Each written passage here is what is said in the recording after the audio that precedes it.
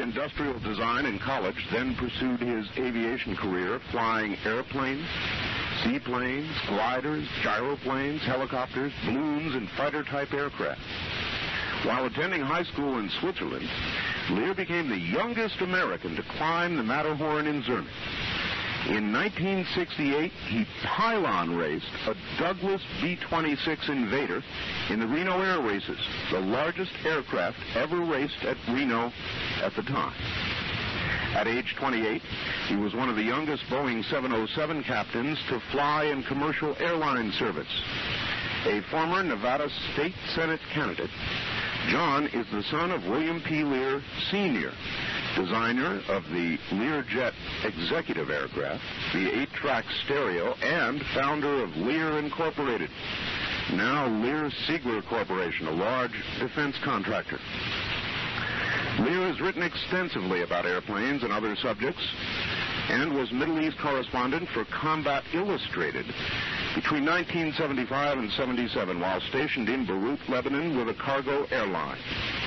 Although Lear's father was outspoken in his belief of the existence of extraterrestrial visitors, to the great concern of the Pentagon, by the way, particularly because Lear Sr. was head of a large defense contracting company, John only became interested in the subject himself 7 years ago after talking with an Air Force pilot who was stationed at Bentwaters Air Force Base near London, England, where 3 small aliens were photographed by the Air Force, walking up to Wing Commander General Gordon Williams. Lear's extensive worldwide civilian, military, and intelligence contacts have made it easier for him to penetrate the secrecy surrounding the subject of UFOs. Then, in 1988, John became acquainted with a government scientist who worked at Area S4, part of the super-secret Area 51 at the Nevada test site. The scientist was a member of the most classified government research team then in existence. It was their job to research and try to duplicate the propulsion system of 9 recovered alien aircraft in storage at the Nevada test site. Lear is an amateur astronomer and photographer and has won several awards for his photos taken during his worldwide travels. He owned and campaigned the 12-meter America's Cup boat Soliloquy out of Marina del Rey, California for 2 years. He is vice president of the Generals Ward and Chenault Post Number 1, the Soldier of Fortune Post of the American Legion, and a member of the Special Operations Association. John currently is chief pilot for a cargo airline, flies Boeing 727s throughout the Caribbean and South America. Lear has 4 daughters, lives in Las Vegas with his wife, Marilee, a former actress, and youngest daughter, Jacqueline, 15. His hobbies include gardening, carpentry, and UFOs. I added the last. And so away we go without any further introduction, and that just about did it. Here is John Lear. Good morning, John Lear. How are you doing? Good to hear you again. Great. John, there's been an awful lot of stuff going on, and that's mainly why I had you back, besides the general discussion, which we always end up in. There's a whole bunch of stuff I want to ask about. Number one is my sighting. Now, I don't know whether you've heard anything about this or not, but I'll tell you, John, I really did see a couple of things that maybe nothing more than, fallen something or others. But on my way in from Pahrump toward Las Vegas, I have now seen in 3 different times what I don't know what it was, John. It looked on the one hand a little bit like a falling star. I've seen falling stars all life. And this was not typical of a falling star. It was more like I've described it as a green fireball, trailing fire behind it in a trajectory across the sky. It wasn't small. It wasn't like a typical falling star that we've all seen for years. It was, and I'll tell you why I'm mentioning this, John. It's because I said it on the air, and you wouldn't believe the derogatory mail that I've received. I joke around, said it's seed pod or something coming down, but that was just a joke. And for having seen this and reported on it, you can't believe the mail that I've received, John. Yes, I can. And so that set me to think, if that got me that kind of mail, and I said at the time, could a falling star, I don't know, but sure was strange. I can understand what you've gone through. Well, it's been quite an adventure since I accidentally got into this in 1985. It sure has. I bet. Do you get, John, quite a bit of abusive, come on, what kind of nut are you kind of mail? No, as a matter of fact, I don't think I've gotten any of those at all. Maybe really? One or two in the last 5 years. Oh, I got all kinds of, Art, to take a vacation. Art, working these nights must have gotten to you. It's ridiculous. But I really did see these things, John. I don't suppose you have any thought or have heard anybody else talk about it. Green fireballs is what were. Well, it could have been the sheriff's helicopter, right? Oh, no, John. Nor was it swamp gas here in the desert. It may have been a gigantic falling star. I have no way of knowing, John, but... Well, there was a lot of reports in I think it was 48, 49, and 50 in New Mexico, green fireballs. Lots of those. I haven't heard too many recently, but there certainly was back then. I could only describe it as trailing fire and sparks and so on, and the sucker was really moving. I mean, it just went across a trajectory in the sky in just, 4 or 5 seconds. It was really moving. Oh, there's a lot of strange things flying. Yes, there are. Out in my valley, John, I see some mighty strange stuff. All right. I watched, I don't suppose you have to see Sightings last night, did you? No, I thought. What was on? Sightings last night did a little segment on angels. And I hate to start in on this so early, but they commissioned the Gallup poll people to do a poll and ask the American people how many, by percentage, believe in angels. This will surprise you. 65% of the American people, according to Gallup, believe in angels. How about that? Well, it relates in a sense, because if that many people can believe in angels, I would think that also a very, very high percentage could believe that these UFOs are more than just something identified. No. Wouldn't that make sense? Yeah, I think it would. Okay. I've got a number of other things I want to cover with you. The Associated Press, a couple of days ago, John, reported on a very close call for Earth. At first I thought that it was an old report, but then they began to say, as we slept last night, a 2-mile-wide asteroid passed within 2 million miles of Earth, which they considered to be just close within a cosmic blink. And I note that in all of these, and there have been several instances like this lately, John, they always tell us about it after it has passed. John, can you hold on a sec? We've got to do a break. Stand by. Radio in the nighttime from the great American Southwest. I'm Art Bell with John Lear, and we're going to be talking UFOs and other strange things this morning. So back to it we go, and John, that was a big rock. I mean, a 2-mile-wide asteroid that passed right by. Well, they always tell us right after. I think that happened about 6 months ago, but... Yes, it did. Yes, it did. That's what I'm recalling, and it's been a series of these, John. Are we just going to sort of not wake up one day?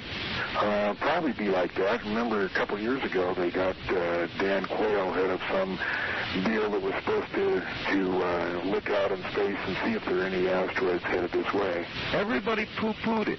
I recall at the time, oh, what a waste of money, they said. But I'm tired of hearing this about all this like a baseball score, you know. It seems to me, aren't we keeping track of these things? Shouldn't we be? Well, it seems so. There's certainly a lot of them out there. Well, here's the big $64,000 question, John. Suppose they saw one headed our way that wasn't going to miss. Would they tell us?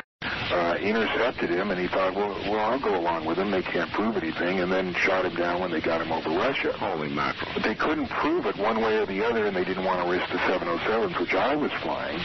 So they went another way, and it's my understanding. I didn't participate in the other one, but it's my understanding they went through Dubai, which would just cross the Persian Gulf into Tehran. And you're pretty confident that because they have officially closed this, which was my reference the other day, that they will not, upon hearing what you've just said, reopen it, or there'll be cries to reopen it? No, I don't think so, because they'd have to let Russ Bucker testify, and he's the SR-71 pilot that brought him back. And they just don't want to get into it. Wow. Well, we just killed 1 hour dead, John, so stand by, relax, get some coffee or whatever, and we'll come back and do another. Okay. All right, stay right there. American Southwest, I'm Art Bell, back with John Lear in a moment. And responding to what John said, I know John's listening right now, I regard the possibility of aliens and UFOs in the same way, I guess I do, as the existence of the Creator. And that has always been a problem for me. I'm probably an agnostic. I would say an agnostic. People will call me and tell me, you must admit the presence, you must accept him. And I know all that. I've heard all that a million times. But I'm the kind of person that has such a hard time accepting something I can't put my finger on, something that I can't prove. And I'm still that way, and that leads me into a position where I appear to vacillate back and forth, and I do. I can't say that our Lord exists. I hope he exists. I believe he exists, but in terms of absolutely my being able to say he exists, I don't know that I can. And that the same thing applies with UFOs, which I have never seen.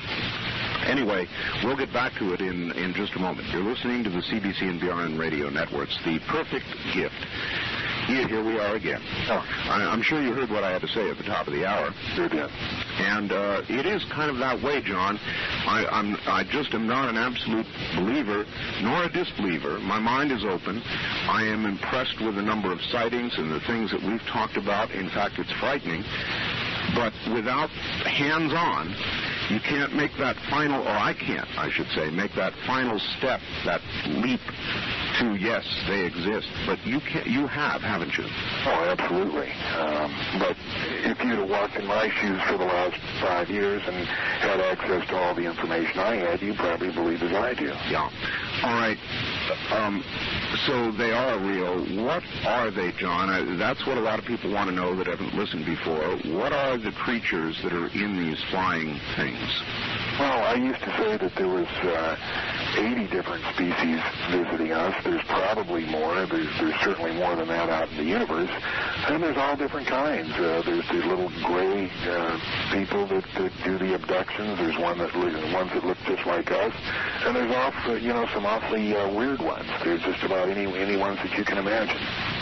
What do they want? Well, supposedly, at least according to the documents that were read by Bob Lazar at the test site, we are an experiment. We were genetically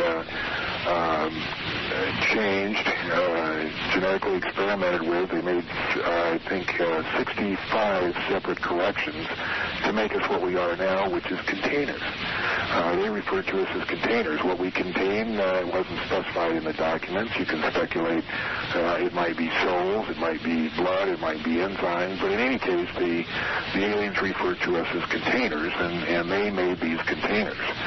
Now, according to the documents he read, they also engineered the world's major religions. And they did that in an effort to organize and pacify They created the miracles so that we would believe in an entity, so we would not go off and rape and murder and pillage and that kind of stuff. We were given the Ten Commandments to live by, mainly so that they could organize and pacify and keep us all going in the same general direction.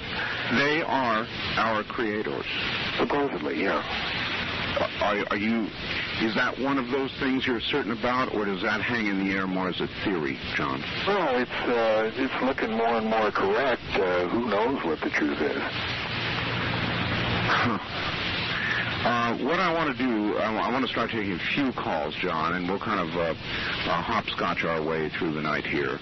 A lot of people that want to talk to you, and I should service some of these blinking lines, so let us sporadically begin doing that. Good morning. On the first-time caller line, you're on the air Coast to Coast AM with John, Lear, and Art Bell.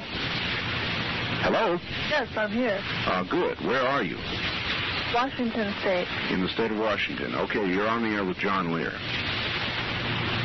Yes, Mr. Lear, do you believe that there may possibly be some sort of an invasion where they are taking over phone lines, flashing messages over televisions and so forth? Do you believe this can be a possibility? All right, thank you.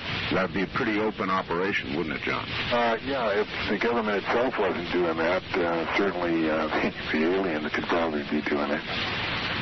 Boy, I got a funny fax the other day, John. Listen to a little bit of this. If you use a modem, you are monitored. Every time you fire up a modem, you activate automatic monitoring equipment. I work for a large telephone network that routinely monitors modem and fax transmissions. They view whatever is transmitted, even encrypted data. Your government allows this under the heading Maintenance Monitoring in the FCC rules. Monitoring can continue for 6 months without legal procedure. The rules are part of an obscure pre-World War II action by the FCC's predecessor agency, saying no information may be encoded or transmitted over public or private forms of telephone or radio, with the exception of government agencies involved in national security.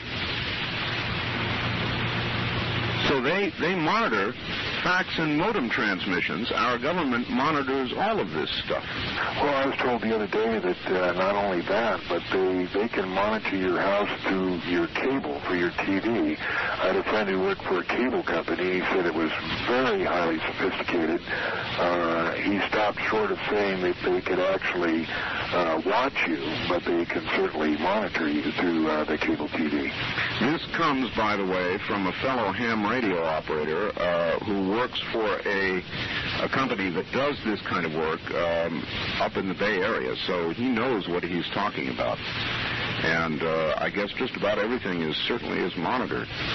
Have you ever been concerned about that, John, on a personal basis? Certainly, if I were in the government, I think I would monitor John Lear very carefully.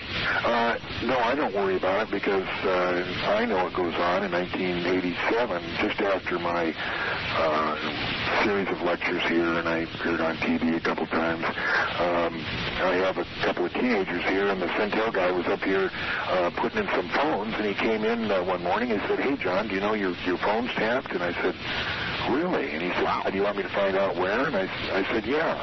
So he went out, and he came back about a half an hour later, and this guy said, I went behind your house up to the pole, then I went over to Monroe Street, and then down Hollywood Boulevard, and then down to Nellis, and down to Bonanza. And he says, "It's further than that." He said, "I'll be back in a little while. I want to check what's going on." So he didn't come back until the next morning, and when he came back, he said, "John, I can't talk to you anymore." And I said, "What are you talking about?" He said, "I'm going to be on another route." He said, "What happened is I traced your phone tap to the mainframe at Centel." And he said, "I went to the FBI, and the lady there said that if I didn't like my job, I could quit." He said, "So I went home last night, thought about it. I went into work this morning, and that same lady was walking out of my boss's office and said the same thing to me. So they made it very clear that if I made any noise, that I wouldn't have my job. And I know who the guy is. I know where he works, and a couple of the other Centel guys often come by and say, so-and-so says to say hello to you." So, John, that's creepy, but it's not a surprise. There's no question in my mind that we're monitored. Uh-huh. I guess then your attitude just becomes, who cares? I'm above board, and I'm going to just keep doing what I'm doing, or does it intimidate you to know that? It doesn't intimidate me. Everything's on the up and up. I'd like to expose some of this stuff that's going on. I don't think a lot of it is right, but it doesn't seem like we can do much about it. Mm-hmm. Wildcard Line 3, you're on the air, Coast to Coast AM with our fellow John Lear. Good morning. Oh, good morning, Art. Where are you calling from, sir? I'm calling from Mesa. Mesa, Arizona. They made it very clear that if I made any noise that I wouldn't have my job. And I know who the guy is. I know where he works. And a couple of the other Centel guys often come by and say, so-and-so says to say hello to you. So, John, that's creepy, but it's not a surprise. There's no question in my mind that we're monitored. I guess then your attitude just becomes, who cares? I'm above board, and I'm going to just keep doing what I'm doing, or does it intimidate you to know that? It doesn't intimidate me. Everything's on the up and up. I'd like to expose some of this stuff that's going on. I don't think a lot of it is right, but it doesn't seem like we can do much about it. Mm-hmm. Wildcard Line 3, you're on the air, Coast to Coast AM with our fellow John Lear. Good morning. Oh, good morning, Art. Where are you calling from, sir? I'm calling from Mesa. Mesa, Arizona. Yes, sir. All right. I'd like to ask him if it would surprise him to know that Clinton's mother's maiden name was Rockefeller, and that his real name was William Jefferson B-L-Y-T-H-E IV. Light. The fourth. So all of that a surprise to you, John? No, I think what he's saying is everybody's connected that goes in the government. We think that we're getting somebody new, but really the President of the United States is just a figurehead. It really doesn't make any difference in there. Good morning, everybody. One of those nights, we've got John Lear with us, and some of the information you're hearing and will hear will be very troubling, even frightening to some. And if you are one of those people, please tune out, turn off, go to bed, have a good night's sleep, and we'll see you some other morning. For the rest of you, we now continue. John, clean out the Petri dish is where we left off. And, I've got to say, John, since the ending of this Cold War, here we are in Somalia. You and I talked about that the other morning here in the air. And there are how many other Somalias out there? This Earth, John, is a mess right now. It is the most unorganized, warlike mess I've ever seen. Yeah, you're right on that. I was just wondering why. It'll all become apparent to us in about 6 months, and I really don't know what the reason is, but there's obviously a method to this madness of going into Somalia. I'm troubled by the whole operation, and I see it as the first step in the grand New World Order. John, I wonder if you view it the same way. Well, I don't know about the New World Order, but there are some very strange things going on. By the way, for the guy who wanted Rusbacher's address, you can write to his wife. Her first name is R-A-Y-E-L-A-N, Ray Ellen Rusbacher, R-U-S-S-B-A-C-H-E-R, and it's Post Office Box 3078, Carmel, California. And the zip is 93921. And she's trying to help get him out. But back to Somalia. It certainly is a strange area. I was back there in 1977 during an arms airlift there when we went in after the Somalis kicked the Russians out. And we wanted that Berbera, that deepwater port on the Red Sea. Right. And what happened is that the Somalis traditionally had been supported by Russia, and the Ethiopians who they were fighting were traditionally supported by the West. But they didn't have any ammunition, but they had the guns. So since they're changed different sides, we had to get the Russian, or what they call East Bloc ammunition to the Somalis. So I was in an airlift that left from Hungary through Saudi Arabia down there, and it went on for months, I think 3 or 4 months, taking ammunition down there so that they could fight the war. We took East Bloc ammunition? Yeah. No, it was coordinated right at the very top of the State Department. we had to get them ammunition somehow, so there was kind of a high-level trade going on. And I don't know where the West Block ammunition, I think it came out of Vietnam. This was in 1977, so there was a lot left over from there. Sure is incestuous, isn't it, this arms thing? Well, again, back to the broader picture, John. They claim absolutely no national security interest whatsoever, purely humanitarian. And I'm sure they would say the same thing if Bosnia is our next object of attention. I have felt rather manipulated all the way through this, John, as though we saw all the pictures of the starving and we were emotionally worked up, and they prepared us. The media literally prepared us for what we're now doing over there. And would I be wrong in saying I was manipulated?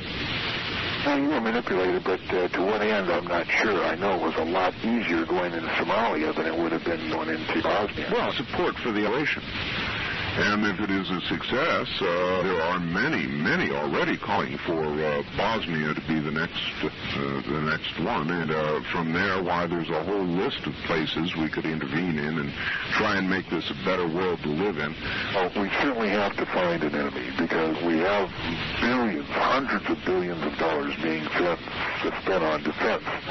And we're not flying a Mach 8 aircraft 285,000 feet to airdrops into Somalia. So I'm sure that if there's not a legitimate enemy out there, that they can certainly whip up an enemy for us to fight. All right. Another quick break, John. We'll be right back. And that's a good question. Exactly why offline that aircraft? It's a aircraft.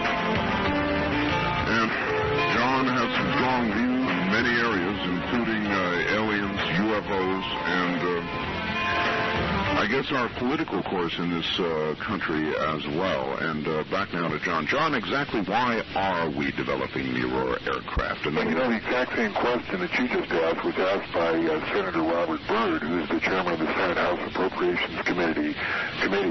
And he went to the Deputy Secretary of Defense and said, hey, what is that airplane that goes Mach 8? We don't see anything in the budgets. Now, Senator Byrd is one of 16 people who is allowed to see everything in black budgets. So he said, I don't remember signing anything on that. There's nothing under there. So they had some other questions, too. NBC, April 20th, ran a story about saucer-like objects over Groom Lake. Yep. Channel 13 had some strange lights that they photographed over Groom Lake. Aviation Week, May 11th and August 24th, had pictures of strange contrails. You know, there was those skyquakes in Southern California. Wall Street Journal comes out with a story. All these things seem to say that there was something strange going on. So Byrd sent out a guy to Las Vegas here last Saturday with Dick D'Amato, senior legislative aide, and he was going to make a surprise trip to Groom Lake, and he told us that, if there was stuff going on and it wasn't through the normal budget, that he was going to pull the plug on Area 51. So he goes up there on Monday to Groom Lake to tour around and see if any of that stuff is there that we are saying is there, namely Aurora, S4, the disc down at S4, the new unfunded secret airport called Sandia next to Paiute Mesa. And he went up to Groom Lake. As fate would have it, it was snowed in that day, and they told him that they couldn't take him anywhere because of the snow. He said he wanted to go down to S4, and they said, oh, you've been talking to that Bob Lazar guy, huh? So apparently he's going to go back in 2 weeks, and they said that they would take him down there in 2 weeks, but they wouldn't find anything. They told him that there was nothing there. So I imagine 2 weeks will give him enough time to move stuff out. And there won't be anything there in 2 weeks. I don't have anything against black budgets or anything against secret projects, but when you consider the American taxpayer is footing the bill for these operations, and all likelihood is paying 2 or 3 times the real cost for the legal budget programs to support the black budget programs, you might want to know who the enemy is that we're really preparing to fight. Well, that was the nature of my question. What do we need this aircraft for? And so we have met the enemy, and he is us. In the sense that with a well-defined, understandable enemy or not, we're going to keep doing this, period. Sure. Wildcard line 3, you're on the air, Coast to Coast AM with Bell and John Lear. Morning. Good morning. I'm Ray from Oregon. I would like to ask John if he has heard of L. Fletcher Prouty. Yes, sure. He was, L. Fletcher Prouty was one of the 4 people laid up composite Mr. X in the movie JFK that Oliver Stone made. Correct. And I really got an enlightenment about Vietnam and why Vietnam happened. Yeah, L. Fletcher Prouty wrote a book about 20 years ago called The Secret Team, and he's just recently written another one that elaborates on that. Yeah, Prouty's one of the good guys. All right, thank you, ma'am. Appreciate your call, John. I'm going to ask you to comment on kind of a general topic here. The good guys, you said, the UFO community, and it's pretty large. There are a lot of people who talk and lecture. You're probably one of the most respected community, and there is an unbelievable amount of dissension among UFOologists. Why? What's going on here? Why is there so much dissension? Is it not the other day they had gone to their first UFO conference? Everybody would be more or less generally aligned, but it's not the case. There is a lot of different views as to grind.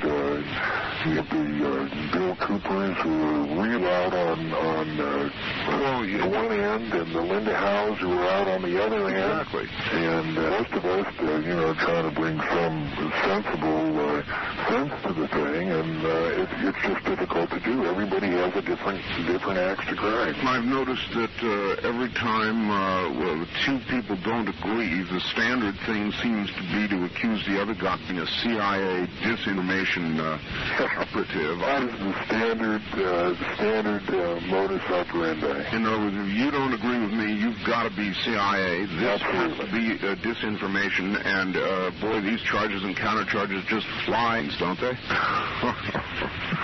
All right, let's take some more calls. Good morning on the first-time caller line. You're on Coast to AM with our phone, John. Good morning. Good morning. Where are you calling from, sir? Susanville.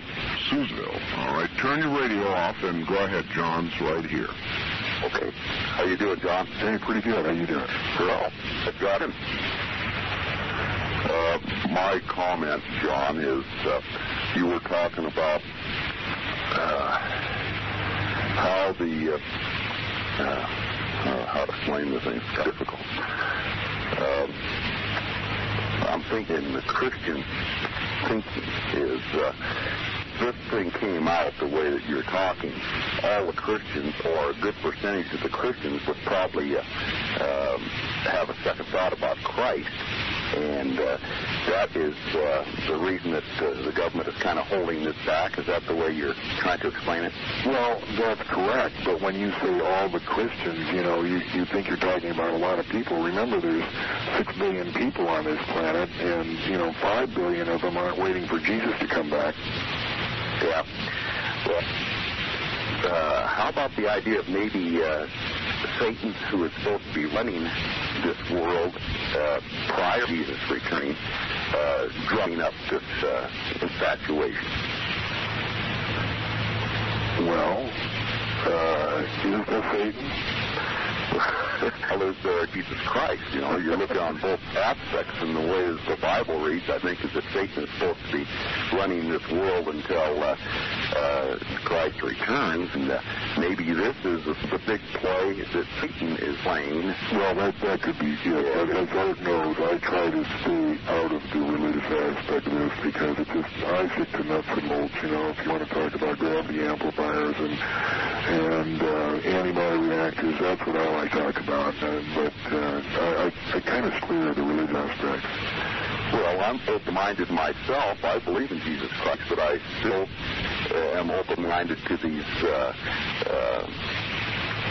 UFOs and what have you. But I'll stand by here and listen a little bit more of this program or watch it on television as I'm doing through the satellite. So I appreciate the call. All right, sir. We appreciate your call. Thank you very much.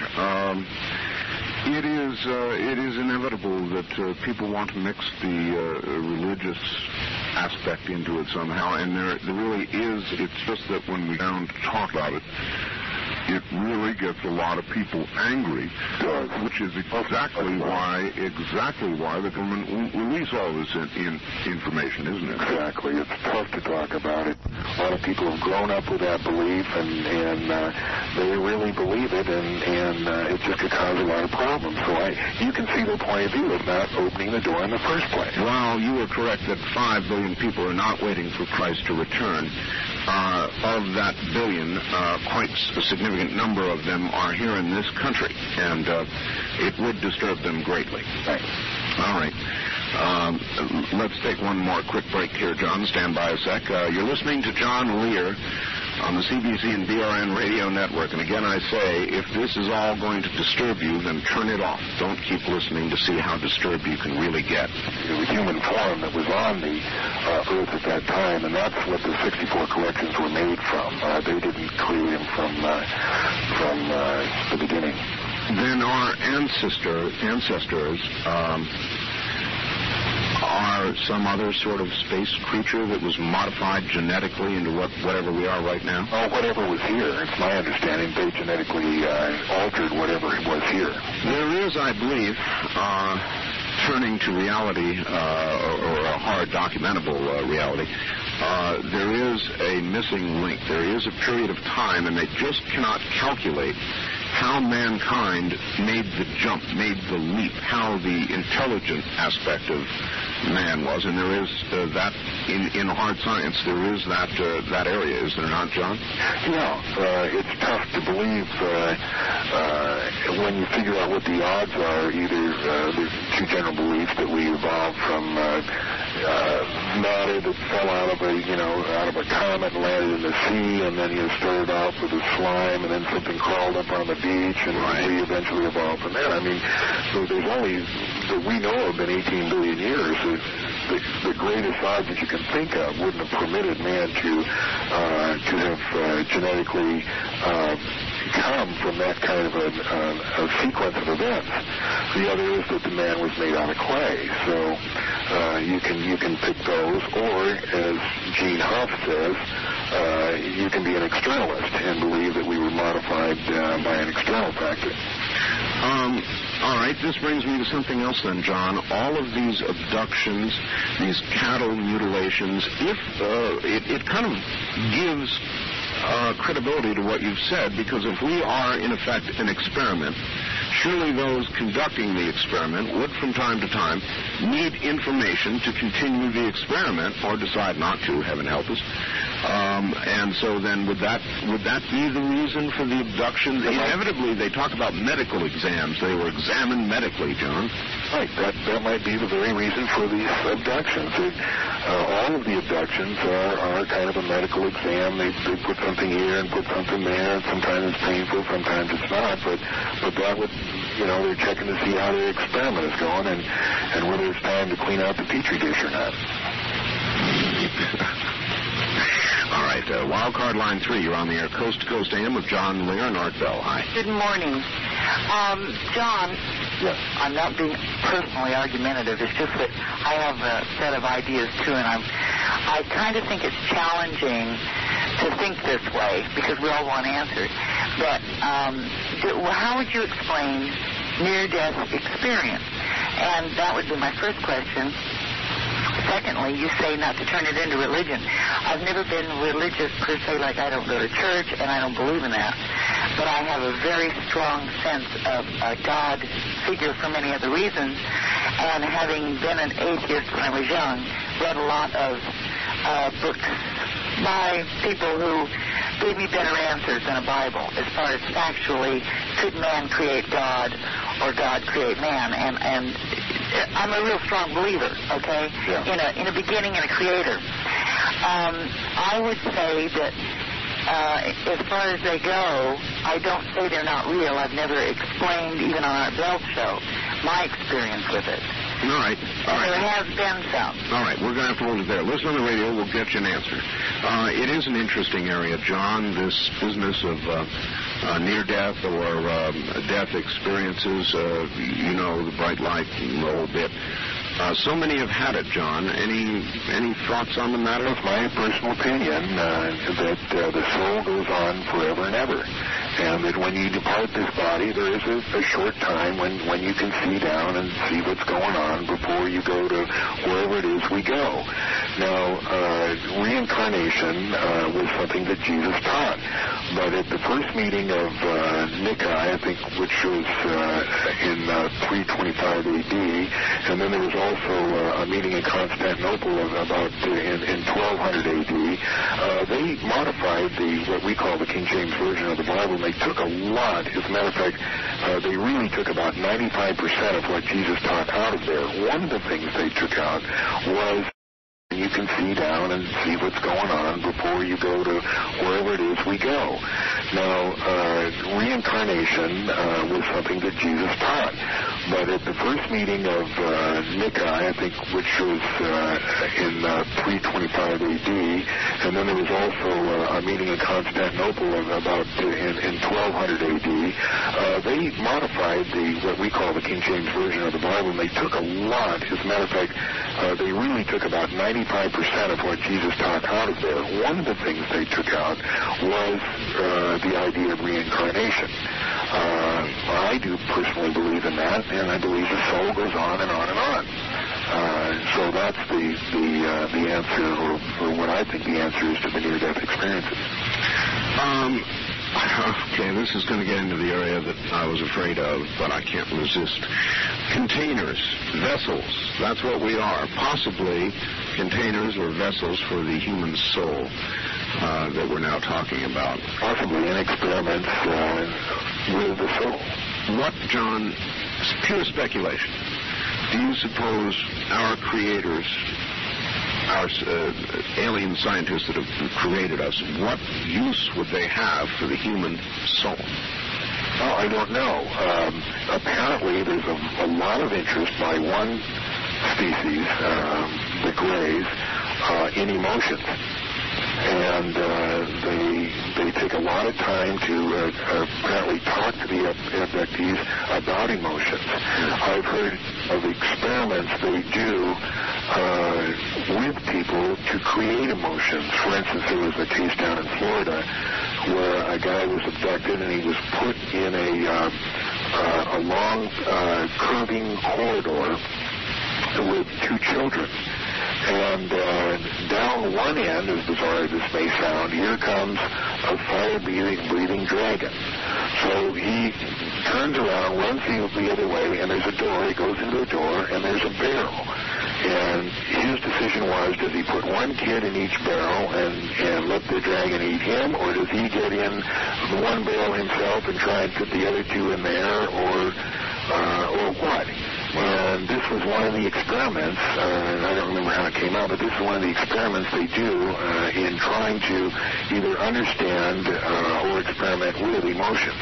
So then you might conclude that emotions, anger, jealousy, all the strong ones,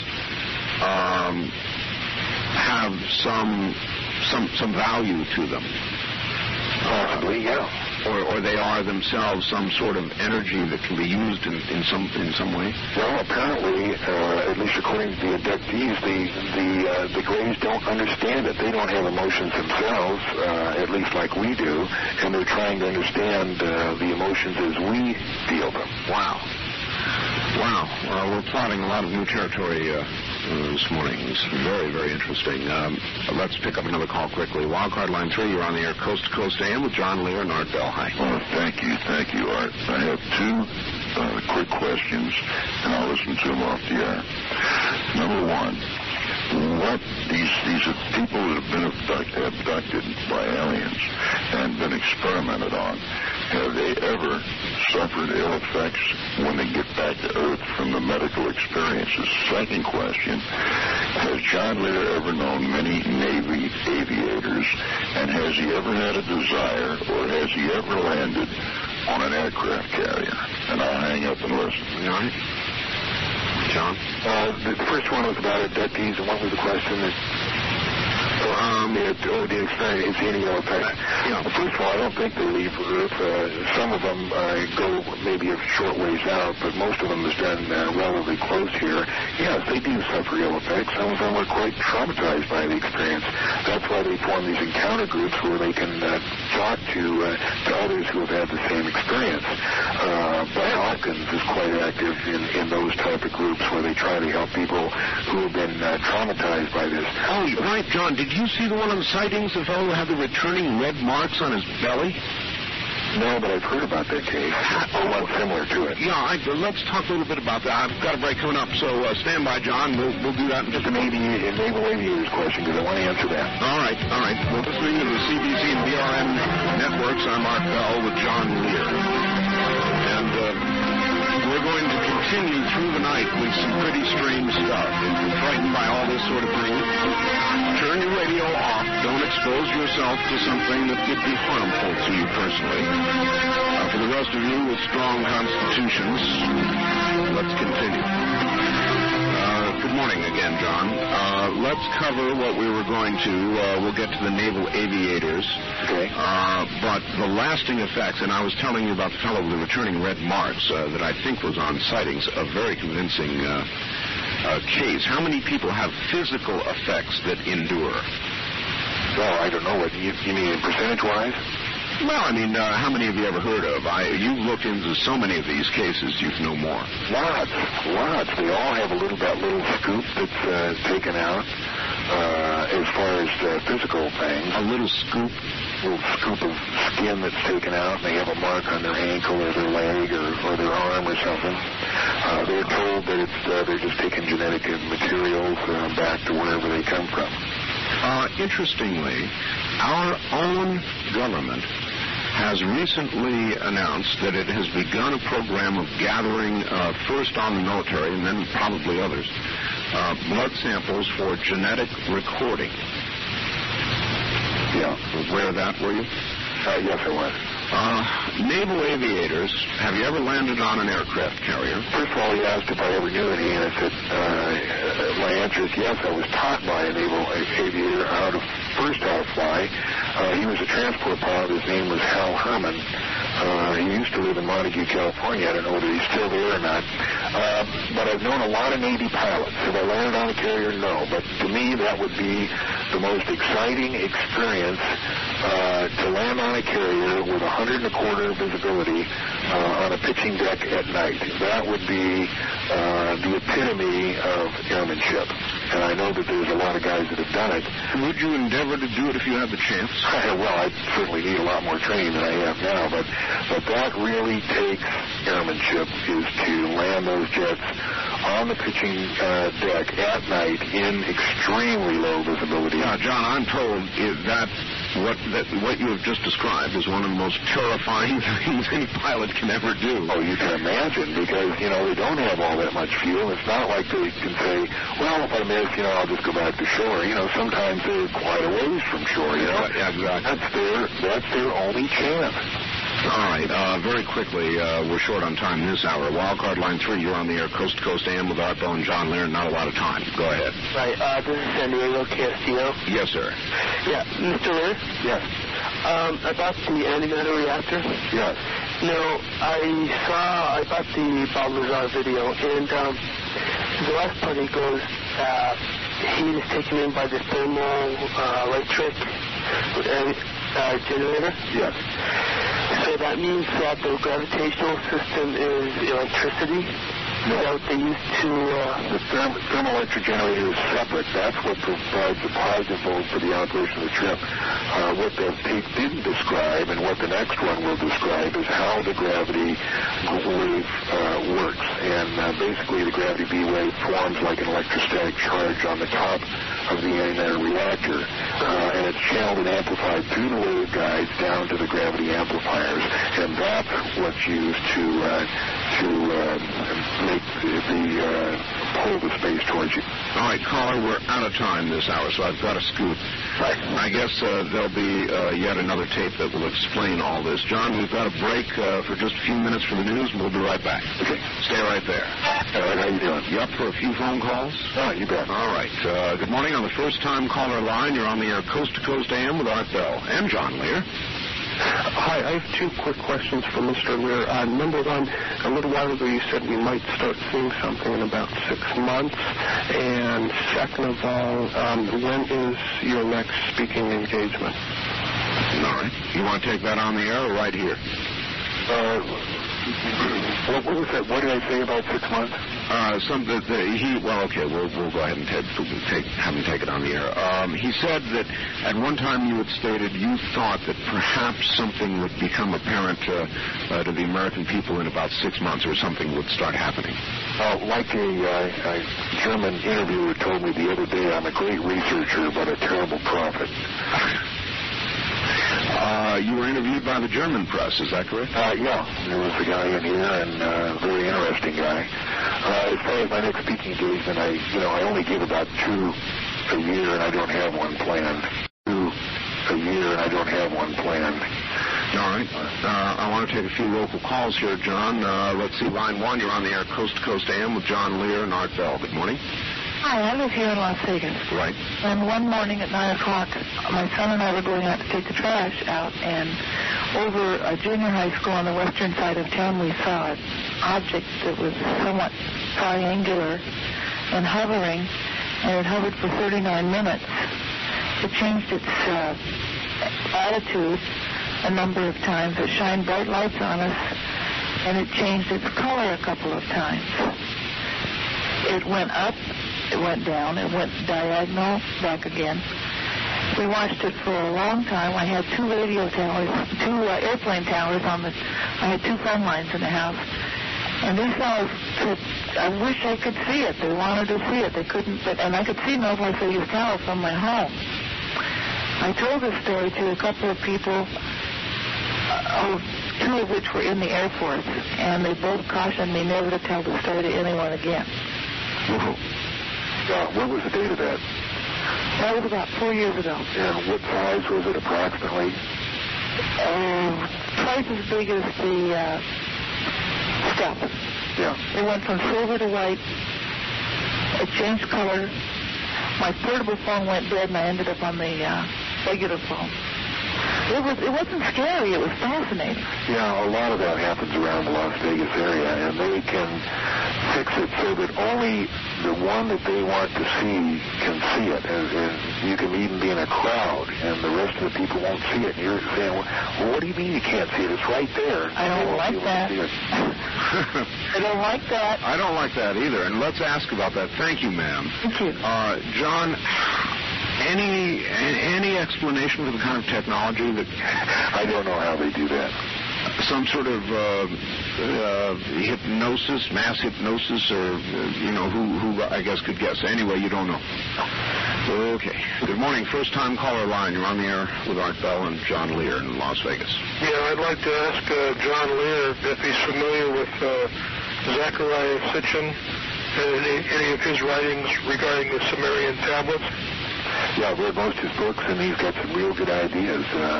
He's probably onto a lot of good things there. And I just wondered how your research is, if it ties in with any of his things or not. Well, most of it ties right in. He had a particularly interesting one called The 12th Planet. Right. And there's some very interesting aspects of that. Should be back around soon. I don't know, when did he say it was coming back? Yeah, I'm not too sure about that. Yeah. No, he has a real interesting set of books there. I would recommend that to anybody who is interested in the subject. His research shows that there's been visitation from other planets since, back in those days. And could you kind of confirm that? No question about it. He has some very good evidence that there's been all kinds of wars and monkeying around with the human race and modifying this and modifying that. But, very good books. Okay, well, thank you very much. Thank you for the call. John, AIDS looks like it's going to end up taking an awful lot of people out, John, and I guess it is your view that AIDS, which is a unique genetic bonder of cells, so unique as to almost be impossible, you would think, engineered by humans, engineered by aliens, purpose, what do you know? Well, it's my personal opinion that it was engineered by the government, specifically the U.S. government, that it was specifically it wasn't an accidental release. It was specific. It was first released in Africa in, I think, 1975 through the smallpox vaccine that was laced with the AIDS virus, and then it was released in the United States, I think, in 1978. They specifically wanted to infect a large number of people, but I don't know why, and that's just opinion. All right. Pretty dark opinion. Pretty awful to imagine our own government would have done that to us and the world. Purpose unknown. Population reduction, possibly, John? Well, when you say population reduction, it seems that they want to infect people, but it would certainly seem that there would be a better, a faster way of getting rid of large numbers of people. We would suppose they did infect everybody in the next 5 years. AIDS doesn't kill immediately. It takes 1 to 10 years, and you would certainly overtax the hospital's ability to respond to so many people long before you'd be seeing a number of deaths. It's an awfully good point, right? First-time caller line, you're on the air, Coast to Coast AM with John, Lear, and Art Bell. Hi. Yes, Art, thank you very much. Let me give you a short story. I'm somewhat of a theologian and an amateur ufologist. Do you find yourself in conflict? Well, that's an interesting question. Actually, no. I studied the Bible profusely. I was one of the original Jesus people, and I used to go to bed at night with the Bible on record, and I find so many things being explained to me now by recent phenomena and people like John Lear. And, of course, there are as many questions as there are questions answered. But, the human mind is a phenomenal creation. And, in addition to being somewhat of a theologian and a ufologist, I'm also an optimist. I do believe in the reality of Jesus Christ. And, of course, not to dwell on the religious aspect, but I do believe that the book of Revelations is now being opened and revealed to us. And the amazing things that came across in that will be revealed to us now, as it said that they would be sealed until the last days. And I have a couple questions. Let me get to them. Yeah, go ahead. Okay. I just came across some recent writings on Pleiades, the constellation of Pleiades, and there seems to be a lot of tie-ins with that, and to get a little far out, the lost city of Atlantis. And also, I'm curious about what your opinion is of the Billy Meyer experience. I'll hang up and just listen to those three things: Billy Meyer, Pleiades, and Atlantis. Thanks. All right.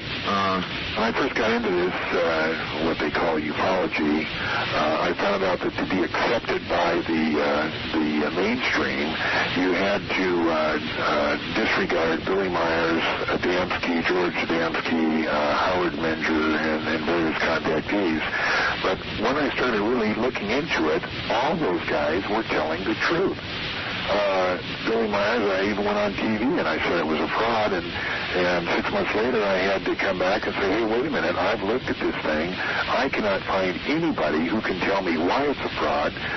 On the other hand, I can look at the moving pictures and say that looks real, and hear the interviews with Billy Myers and say, yes, that did happen. I can't explain it. I don't know who they are. They say they come from the Pleiades. I have no reason to believe they didn't. So, yes, I believe that the Billy Myers case is a true case. And that would probably answer your question of the Pleiades. They certainly fit into this question. How? I don't know exactly. And then the third question was, trying to think. Art, do you remember?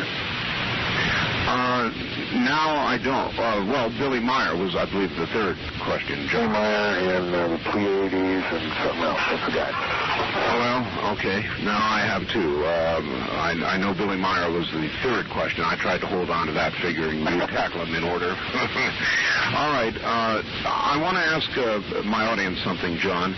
I'd like to give some of the people you talked about at the beginning of the program who have seen these craft, including Bob Lazar, an opportunity to call in. So I'm asking everybody on the first-time caller line to please hold your calls. Please hold your calls, and if Bob Lazar or any of the other people that John spoke about are out there, please try to call us at area code 702-385-7213, 7213.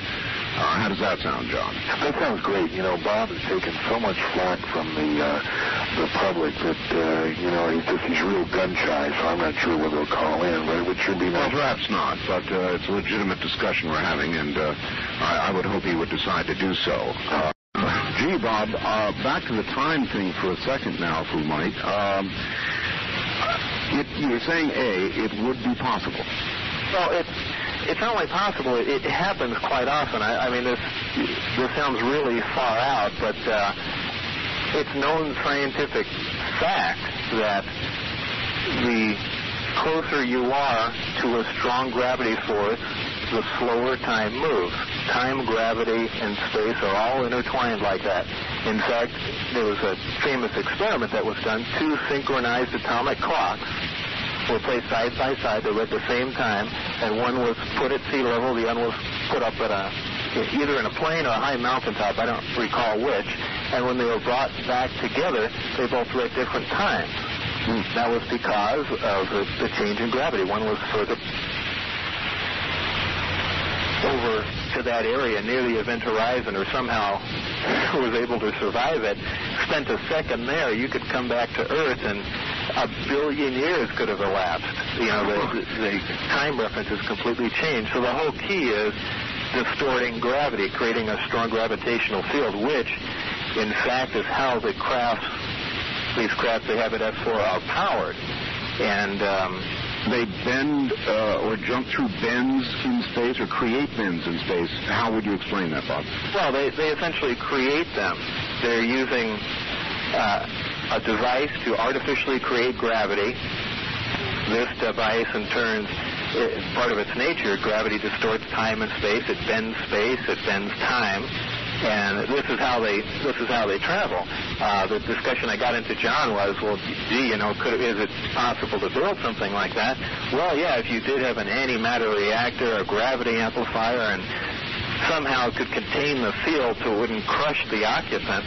And yeah, I guess I know where there's a gravity amplifier, just not too many miles from here, huh? Right, getting it's the problem.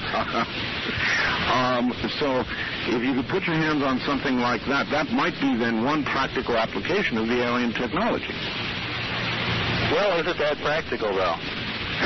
Well, that's a good question. Something like that, and could turn it on, sit in a chair, and there's really, I don't see any way of going back, but theoretically there should be. I did ask John this, and let me try it on you. He couldn't answer it, said I ought to ask you. If you could, first of all, could a biological entity pass through a black hole without being disrupted or something? And if so, what would be on the other side, Bob? I don't know, and I don't believe anyone does know.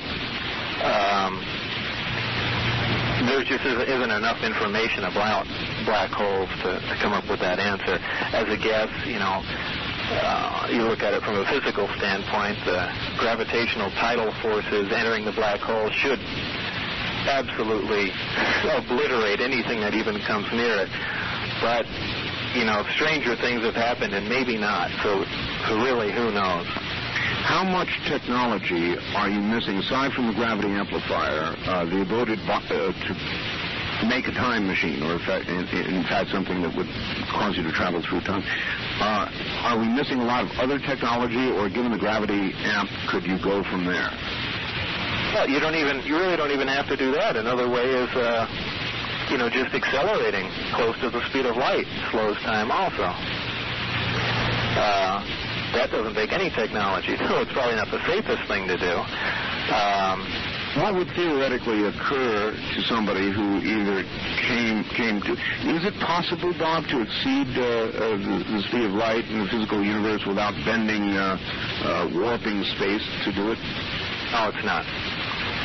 No, it's not. As you got near the speed of light, what would occur in all likelihood to a biological entity?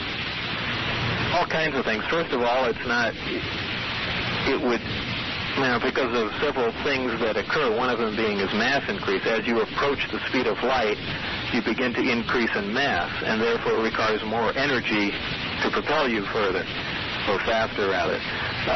You kind of get stuck in a little loop there.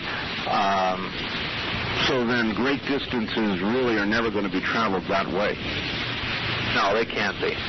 That just isn't practical. On top of that, you can go on for a long time about that. It's not practical. It really isn't. Okay. I guess you left the project with the discs at one point. You do our audience a great favor by describing in as much detail as you're able to what it is you saw and worked on, Bob. I worked on one particular craft that I called the sport model because of its very sleek appearance. Specifically, like I mentioned before, there was a small reactor that was removed from the craft, and we essentially back-engineered it. What we needed to do was find out not only how it worked, but also very important to the project was to see if this technology could be duplicated. One of the main problems in any kind of aircraft is power, and with a tremendous amount of power, you can basically do anything. And here's a reactor that operates, many times more efficiently than a fission reactor, or more efficiently than a fusion reactor, which we haven't even developed yet, ever could. And it supplies a tremendous amount of power, and this is essentially where we decided to start from, was to work from here and then go on. But all the time that they had this and the time that I spent there, the short time that I spent there, really there's just not a lot you can do. We just don't have the materials to duplicate it. Any ideas what this craft was made of? What kind of metal or substance it was? I say it's metal just because I felt it. It felt cold. It had the appearance of metal. The grain structure appeared to be metal, but I don't know. I'm sure John has mentioned, the information is very compartmentalized. And could you describe the interior of the craft? Were you inside? The interior was very bare. There had been some equipment removed from it. There was a reactor. There were 2 seats. There were 2 consoles left, one large console. I call them a console. There was nothing on top. One of them was removed. I believe they're part of the gravity amplifiers that are connected directly underneath. They're in a triad formation. These are going to be some silly questions, Bob, but were there windows? I mean, by what manner could you see or understand any of the technology that was in front of you, normal buttons, switches, gauges, or... Really wasn't anything like that. Buttons and switches. It really wasn't even wiring. I know that sounds really bizarre, but it really isn't that strange. A lot of the equipment, it almost appeared to be something similar to a Tesla coil. The way so every time I hit on a topic, I have to regress. And sure, I understand what I'm talking about. But it almost seemed like every piece of equipment was tuned to whatever it was supposed to be receiving signals from, and it was essentially electrical power transmission without wires, which is not something far out. That was something a man named Tesla accomplished in the 30s. However, this seemed to be along the same lines, but much more advanced. Well, while we're on the subject, do you think mankind will ever manage to bring power from space to Earth through some method or another? It's the same sort of technology, I presume. I don't know.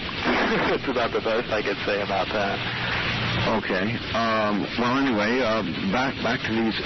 What was it like when you went into them? I mean, I can only imagine they would lead you in, these guys with their little badges and so forth, and they would lead you into the area you were going to be working on these things, and you must have looked at them and said, "You've got to be kidding." Well, I only got to physically view the craft twice. Once was when I went inside to see the placement of the parts that I was to be concentrating on. The other one was in a short flight test. A flight test. I wasn't inside. I saw it from inside the hangar. And what did you see? Just lifted off the ground, almost silently. It had a slight hissing sound to it, and drifted. It was quite amazing. I mean, I speak of it nonchalantly right now, but it's, there again, this was several years ago. Wow. Again, back for a second to magnetism, large magnetic fields have indeed done strange things. Do you recall anything of the story of the Philadelphia experiment? I've heard a lot about it. And I want to run things. This is an unusual opportunity, Bob, so I want to run something by you. I had a friend, somebody I regarded as truly honest and extremely credible, and he told me about an experiment that he saw participated in Arizona, in which a very extremely large electromagnetic field was created. And he claims that he saw something disappear. I mean, flat, completely, poof, disappear when exposed to this field. Is such a thing possible? Well, it's kind of a loaded question. Is it possible for something to disappear when exposed to a large electromagnetic field? Yes. Do I think that happened during the Philadelphia experiment? No. Do I think that mankind right now is capable of doing that? No, there isn't sufficient power generated in the entire output of the planet at this time to create a field of that distortion. Wow. Would the power plants inside these disks be capable of that kind of generation? Yes. Yes. What was the fuel of these craft, Bob? There's some sort of fuel, energy burned, expended, used, right? Yeah, the fuel was, well, let me digress for a moment here, that there are three types of nuclear reactions. One's the fission reaction, which everyone's familiar with. It's essentially how atomic bombs work. It's a splitting of atoms and causing a chain reaction. It releases X amount of energy. Another more efficient reaction is a fusion reaction, which releases a little more energy. Both of these, for instance, when put in bombs, whether the thermonuclear, the hydrogen bomb, or the fission bomb, an atomic bomb, they use about 9/10 of 1% of that fuel gets converted into the actual explosive energy. Now, if you really think about that, when you're dealing with a plutonium bomb, for instance, you're dealing with, somewhere on the order of about 8 pounds of plutonium, which is about the size, it's a little bigger than a golf ball. Now, 8/10 of 1% of that makes that giant explosion that you see. All the other material is wasted. That's how efficient that explosion is. Mm-hmm. Now, an annihilation reaction, which is a conversion, the direct conversion of matter to energy, is 100% efficient all the time. And you can see if that were put into a bomb. I made a tape explaining this, so I didn't have to. So you didn't have to explain it all the time to people like me. Right. I didn't get stuck on the radio. All right. As long as we're in the categories of fusion, I want to ask one more question in that category, and it has to do with cold fusion. A number of people, even some very recent claims of the creation of cold fusion. Is it going to be possible, Bob, do you think, eventually to have a cold fusion process? Absolutely not. No. Absolutely not. I'll make a bet on it right now.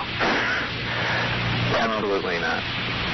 So what was it that these scientists... about a power source. What was it that these scientists came up with that caused the bubbling and the heating and the apparent creation of energy? Any idea what it was? I'm sticking with Los Alamos' explanation. Was essentially an electrochemical reaction that took place. Did fusion occur? No. There was far too many experiments done that supposedly duplicate experiments And, I mean, these yielded no results at all. And the physics behind it don't make any sense either. All right, again, going back to the discs, the fuel they use apparently is element something or another that goes beyond our table of elements. Is that correct? Yeah, it's element 115. It's not an absolute definite, but that's what it appears to be. Element 115. 114. Chances are it's 115. And interestingly enough, it's a stable element, and those familiar with the way the periodic table works, the way elements go, as they get higher and higher on the periodic chart, they become less and less stable and begin to decay. But this is a stable element. And again, this isn't something that's a total surprise. I mean, we've known all the way since the 50s and, well, probably the 60s, that somewhere there's a magic combination of protons and neutrons that, again, somewhere in the higher elements will make a stable element. And apparently that does happen up at that level. Have you had your hands on any 115, Bob? I have had my hands very close to it. Is there any 115 that exists outside of S4 now? You don't have to answer all of these, Bob. Who knows? That's a good answer. Let me, since I've got the two of you on the line, what would you say is your greatest area of agreement, the two of you? That we live in Las Vegas. Well, that makes the next one then very easy. Are you going to say that I'm nuts? No, I'm just kidding around. John has a lot. I essentially have cut off whatever I haven't had contact with. So there can be talks of reptilian-like aliens or abductions and things like that. And I know there's lots of evidence that people were abducted, and I did see the thing on Fox the other day with a guy that got burns on him, and that's all interesting. But right. It's something strange that happens to you once you've been actually involved with something. You kind of put blinders on to the rest of the world, and now you only want to deal with something that you physically had hands-on experience with. Oh, very much like what I said earlier, and you've had hands on one of these discs. Have you ever seen... Now I'm kind of taking the attitude some people take towards me, but I'm not doing it on purpose. If I actually get abducted, then I'll start believing that. And that's... But I'm sure that way, but that's just the way I think. Well, yeah, but Bob, why, having had your hands on a disc, are you not easily able to make the leap to the grays or the blacks or any of the other 80 supposed varieties of aliens in terms of accepting their existence? Well, I'm sure there are other civilizations all over the place. I don't know. I haven't seen evidence of other civilizations, I guess. Are you absolutely convinced that those discs and that technology did not come from or originate here on Earth? Oh, beyond a shadow of a doubt. Well, unless they were robots, somebody brought them here then. Oh, certainly. Some form of other creature had to have brought them here. There's no doubt about that. I just don't know if there are 100 different civilizations visiting Earth. I don't know if 100 other civilizations could find it. It's possible. I just shy away from that. All right, this sounds then like an area of disagreement between the two of you. I really can't take a stance on it because I don't know. This is just a personal feeling. You sort of are cautious, though, in commenting in that area. Sure. What would you two say is the biggest disagreement you have regarding all of this? Would that be it, or is there some other area? I don't know. You'd have to ask John. How about it, John? I don't think we have... I can't think of a real disagreement. So no real disagreements. All right, gentlemen, I'm going to do my best to hold on to you for a while here if I can, Bob, and maybe even take a few calls. You up for that kind of thing? Are you up, or are you ready to go sleep? Sleep is kind of on my priority list here. Is it? Can you give me a few more minutes? Sure. All right, very good. Then both of you stand by. What a distinct pleasure, Bob Lazar and John Lear, both here, both together again. I guess they are frequently. And we'll get them back on the air together here in a moment. Southwest, I'm Art Bell, and Bob Lazar and John Lear are both with me at the moment.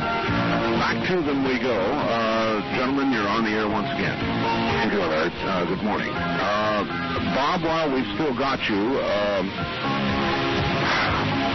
after you've gone through all this disaster that's been how long has this been going on now, Bob? For a couple of years now? Yeah. Mm-hmm. Is there anything you want to say to everybody about having gone through all this? I mean, would you do it again? Would you go public again? Or would you say, boy, I'd no more open my mouth than the man in the moon? I don't know. It's a tough call. It's something that has to be decided on, as things are happening. But given the same set of circumstances, I probably would have done the same thing, perhaps a little different. Given the same set of circumstances, I probably would have done the same thing, perhaps a little different. A lot of magazines are writing a lot of things about both of you. Do you find they generally get it right, or is it exaggerated baloney that most of them print?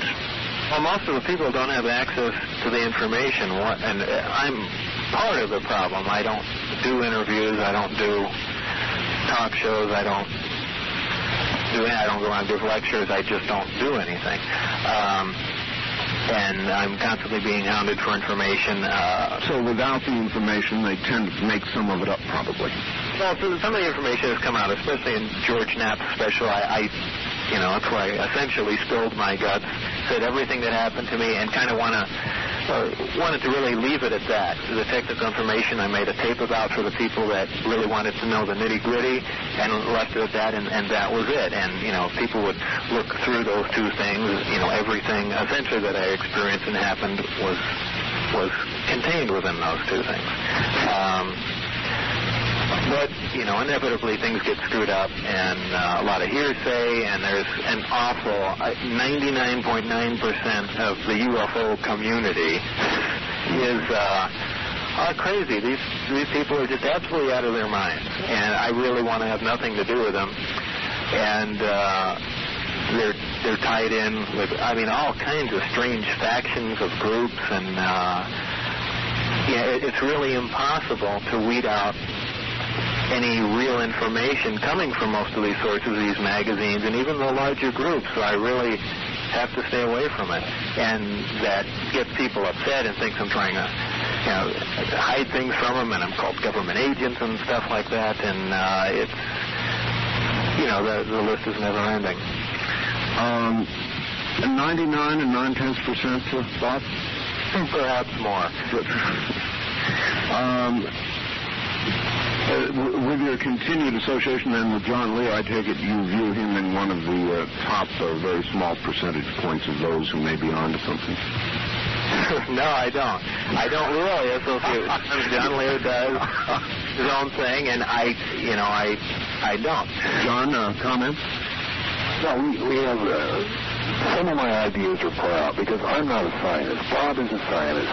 He dealt with things that he saw with, worked with, were proven to him. To me, it's, all I'm dealing with is speculation. Well, to the casual... I've heard, and that's what I deal with. Well, exactly. But to the casual observer, somebody like me, everything you've told me, John, about how they travel, means of propulsion, the kind of creatures they are, all the rest of this sort of thing, is underwritten or strengthened by what Bob Lazar says. Don't you realize that, Bob? You're saying, I saw the discs. Yes, they exist. Well, yeah, the information, like I said, the only information I know are the technical aspects of the craft. And that information John has, we've talked about that, and he understands it, and the information that he relays like that is absolutely correct, and I'll verify that. I actually got to work with that stuff. I don't know, aliens didn't take me to their planet. I don't have proof where they came from. I don't know how any deal was cut. I don't know about abductions. I don't know about all that other stuff. Listen to me. We've got to stop here. I've got a newscast I've got to do. Please stay around just a little while longer, will you, Bob? Sure. All right. Stay right there. to Coast AM with Art Bell, live on the CBC Radio Network. To call the show locally, dial 383-8255. 383-8255. To call toll-free all across the West, dial 1-800-338-8255. The Wild Card direct lines are area code 702-385-7214. 385-7214. And finally, if you've never called the show before, try the first-time caller line at 702-385-7213. We invite you to participate on the Talk of the West KGON and the CBC Network. When your call is answered, please turn your radio down. Each caller will be allowed up to 3 minutes, giving more listeners a chance to join in.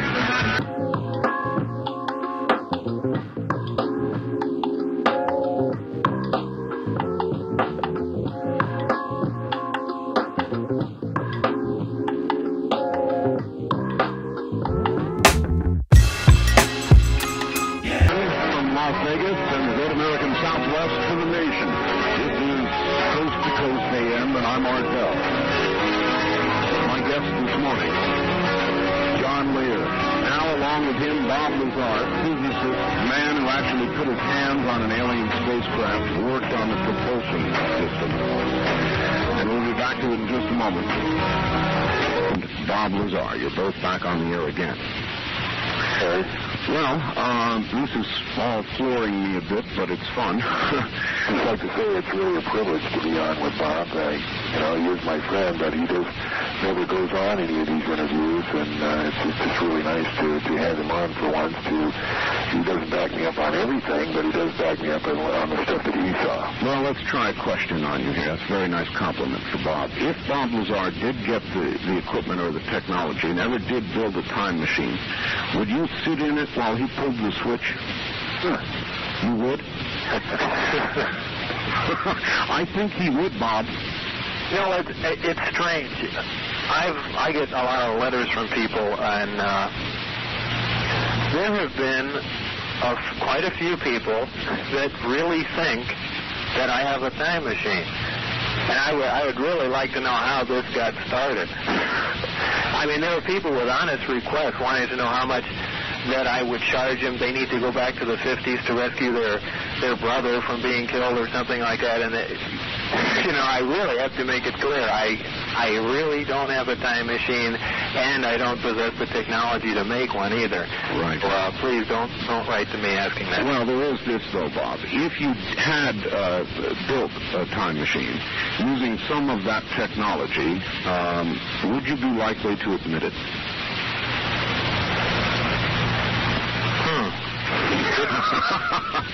That may give you some clue as to why people think that you may have it, even though you say you don't. Yeah, well,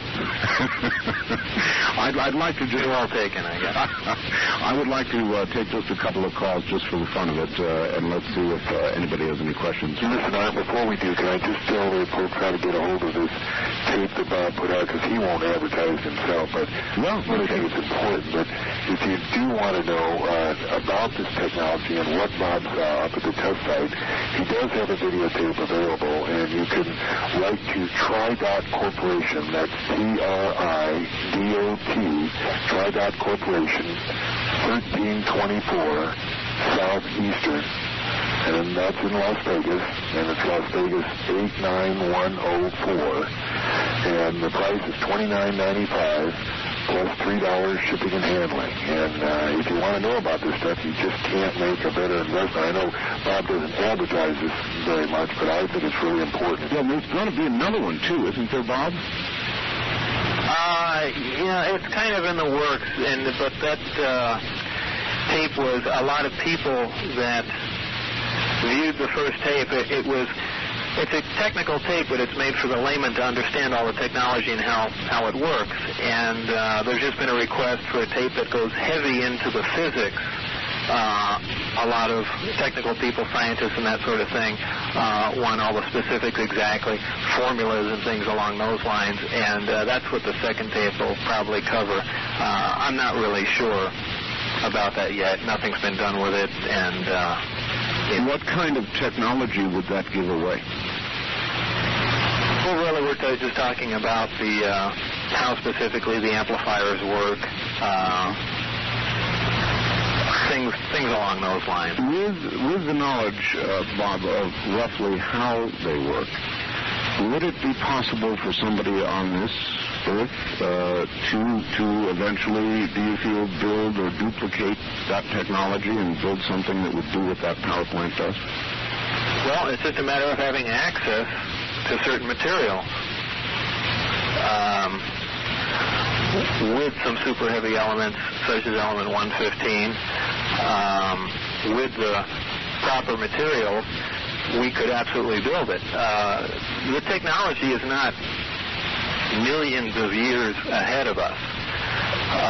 You're looking at technology that's maybe hundreds and hundreds of years ahead of us. It's not that phenomenal. It really isn't. A lot of people, you're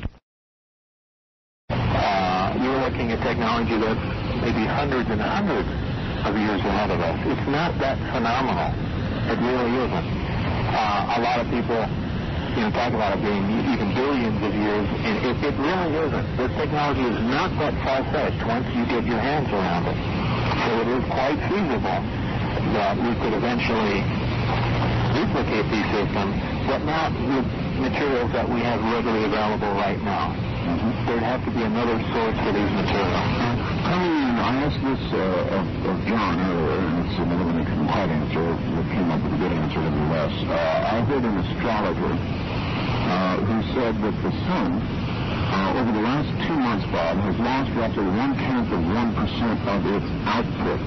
Now, while I guess the output of the sun, which is a nuclear dynamo, does vacillate a little bit, this seemed to that person somewhat worrisome. Any comments on that?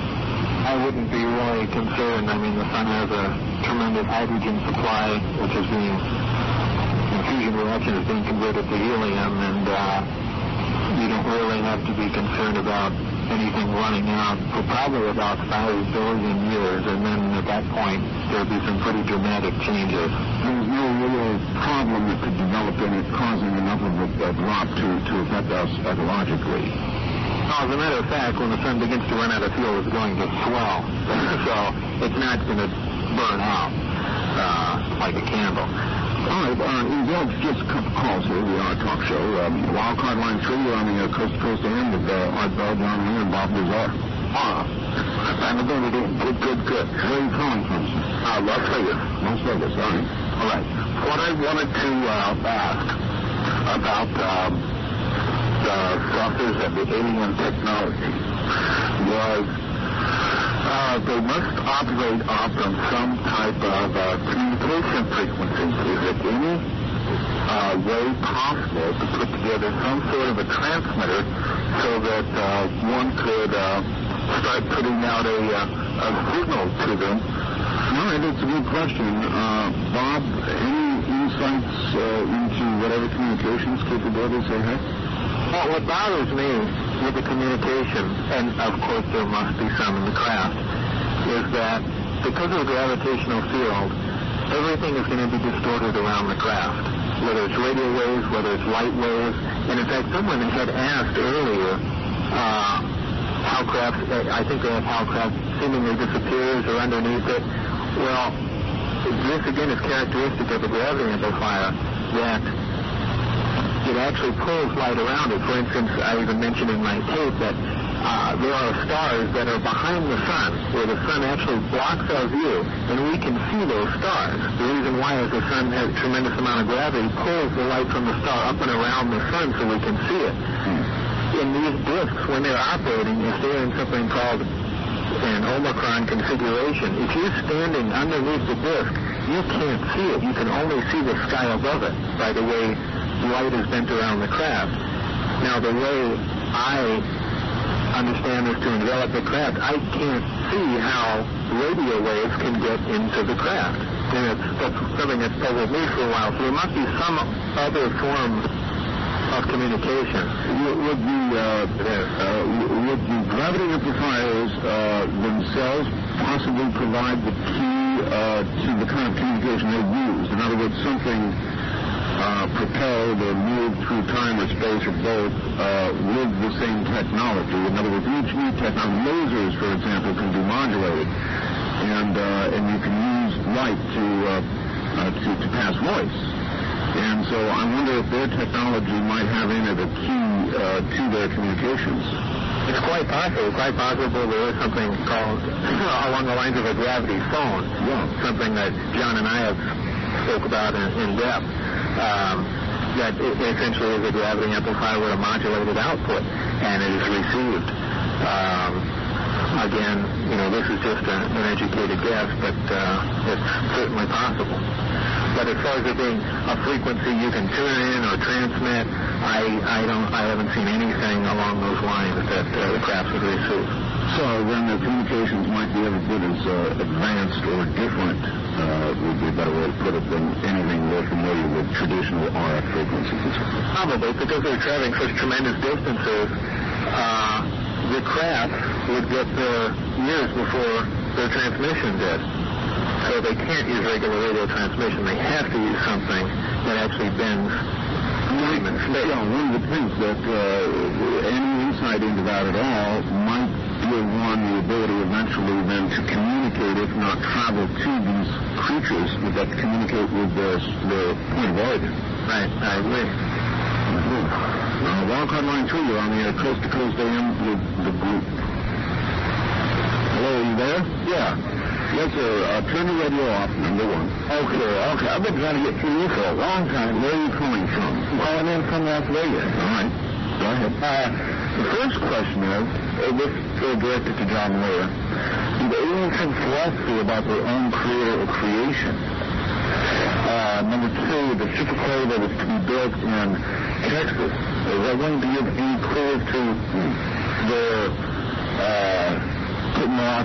technological advances? All right, well, there's a question for each one of us. Really, to philosophy, and I'd like to hear Bob's answer on the supercollider. I've heard many people say, they're building that to make 115, and I never asked Bob about it. Element 115. Bob, what can you tell us about the super collider? Well, to be honest with you, I don't know a whole lot about the super collider. I do know the basic plan and what they're attempting to do. Is it going to be used to make 115? No.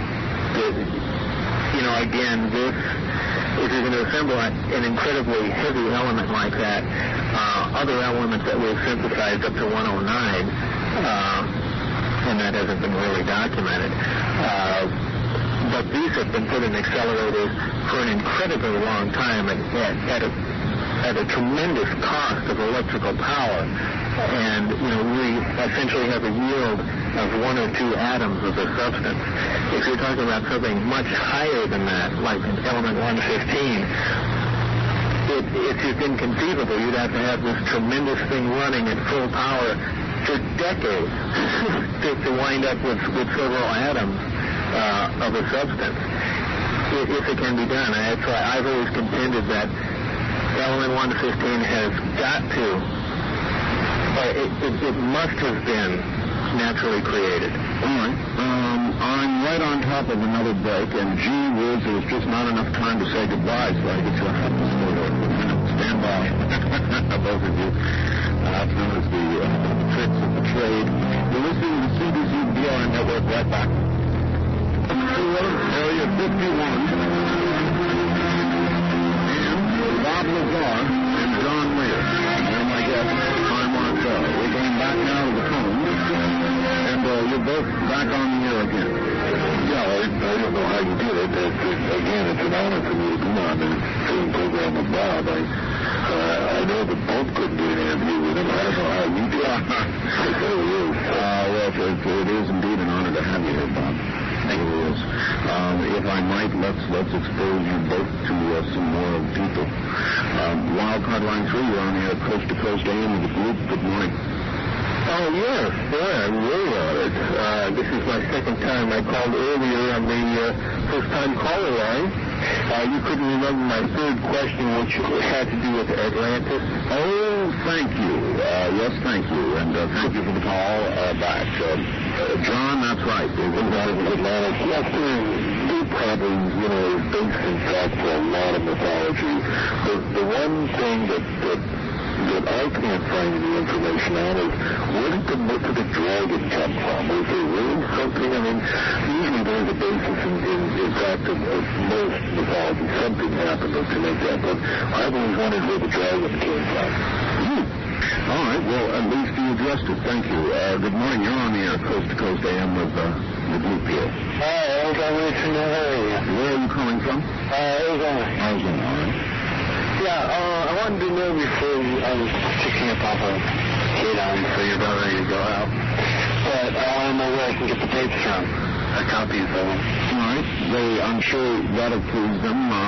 John, why don't you go ahead and give out the address for the Tri-Dot Corporation, TRIDOT Corporation, and it's 1324. That's 1324 Southeastern. And it's Las Vegas, Nevada. And it's Las Vegas, Nevada. 89104. 89104, and it's $29.95 plus $3 shipping and handling. And you'll really enjoy it. All right. Bob, a question for you. Has anybody who's heard these stories or any of the publications or any official government agency subjected you to any sort of truth-telling trauma, injections, machines hooked up to you, anything to try and verify what you said? Well, when I first mentioned it to the, television network up here, I voluntarily took my detector test, and I never took any truth serum, and no one else has come after me or forced me to do anything. Our local news anchor on Channel 8, I guess, went along with you and went along with you, looked at and investigated. What was his personal determination after he finished looking into this and did his show? Do you know? George Knapp, you mean? That's right. I'd like to answer that question. He was such a firm believer that he mainly discredited himself on a news show by when one of the girls said, well, George, what do you think? And instead of the staff newsman's answer of saying, well, I think this deserves more investigation, he said, I believe it. And he was called to task by his boss for saying that. So did he see anything that we didn't see? May have had access to some information. But now, George wasn't that ardent of a believer in the beginning, as I wasn't either before I got involved with the project. But George did go to great lengths, traveling with me to Los Alamos and, going all over the place, tracing down leads, and things added up quickly to someone put in that much effort. And he essentially put everything together and, Yes, I have that show on tape. It was really something. Really something. All right, just one more very quick interruption, gentlemen. I'll be right back to you. Stay right there. My guests are John Lear and Bob Lazar, and if you've been with us, then you well understand the nature of the discussion. If not, then stay tuned. If you're Marcel on the CBP and BLM radio networks, let me take care of this real quick here, and we'll file back in with the full story. Back. Is there anything, Bob, that since you don't make public appearances and you don't go on talk shows, is there anything that you've been wanting to say to the public and haven't had a chance to for a while now? No, nothing that comes to mind at the spur of the moment. All right, let's take a couple of more calls. Good morning, Wildcard Line 3, you're on the air, Coast to Coast AM with the group here. Yeah, I'd like to take my question to John Lear. What any of this has to do with the English wheat fields where they make those designs, and which aliens changed those 64 different modifications? Was it the Greys? All right, thank you, sir. The crop circles first. Obviously, it has something to do with the crop circles, but I I don't know what, and I don't interest myself much with that phenomenon. It's pretty weird, and I read the magazines and stuff and look at it, but I don't know anything about it. Well, I'm interested in directing a little of that to Bob. Bob, since you're a physicist, these damn crop circles, they really are all over the world. They're in Australia. They're in too many places for two guys and a board and a chain, you know? What could they be?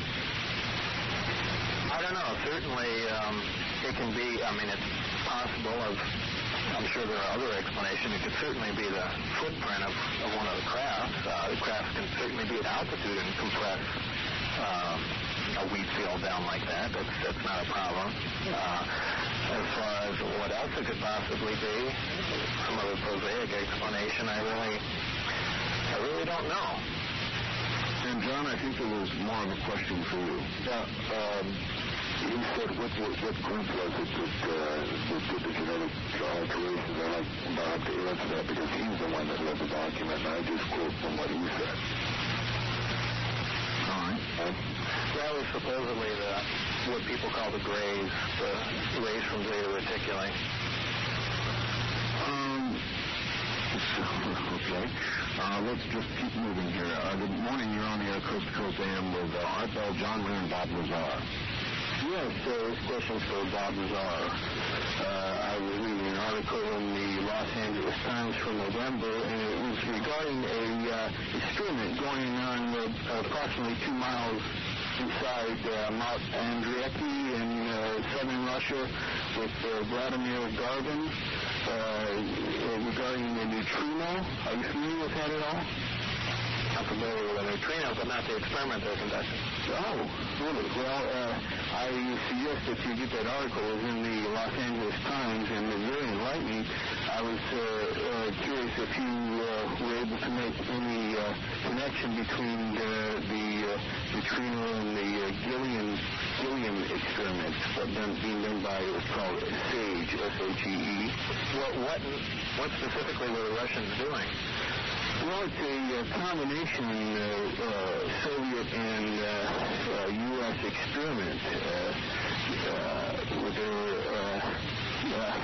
I was hoping you could answer the question, but I think they're looking for subatomic matter. All right. Like quarks and things of that sort? Yes. All right, thank you. Is that the purpose of one of the purposes of the accelerator in Texas for building? Well, that's certainly one of them. It's kind of a useful tool. There are a lot of things you can do with an accelerator on the subatomic level, but certainly one of them is the building blocks, what actually compromises protons and neutrons, and looking at the different flavors, as they say, of quarks and other subatomic particles that only exist in areas of extreme energy and only come into only were in existence at the very creation of the universe. So in exploring the subatomic world, you're kind of looking back in time. Bob, again, I'm not a physicist, but I heard also from this astronomer, perhaps a question directed at him earlier, that we are from time to time able to detect neutrinos from the sun here on Earth. Is that correct? Well, first of all, our neutrino detectors aren't really worth very much. But, yeah, neutrinos are not only produced by the sun, but when we can detect them, neutrinos will go clear through the Earth. In fact, it's theorized that a light year of lead, it's like somewhere on the order of 6 trillion miles of lead, would not stop a neutrino. That's why I was interested to see what experiments the Russians were doing with neutrinos, since it'd be very hard to interact them with any matter. Well, the further comment was there was worry that they have not been detecting as many neutrinos as they once did, and this was some sort of source of worry. Well, neutrinos really don't do anything. I would find it difficult for it to be a source of what happens when you collide with a black hole. That's the only problem. As far as the antimatter explanation,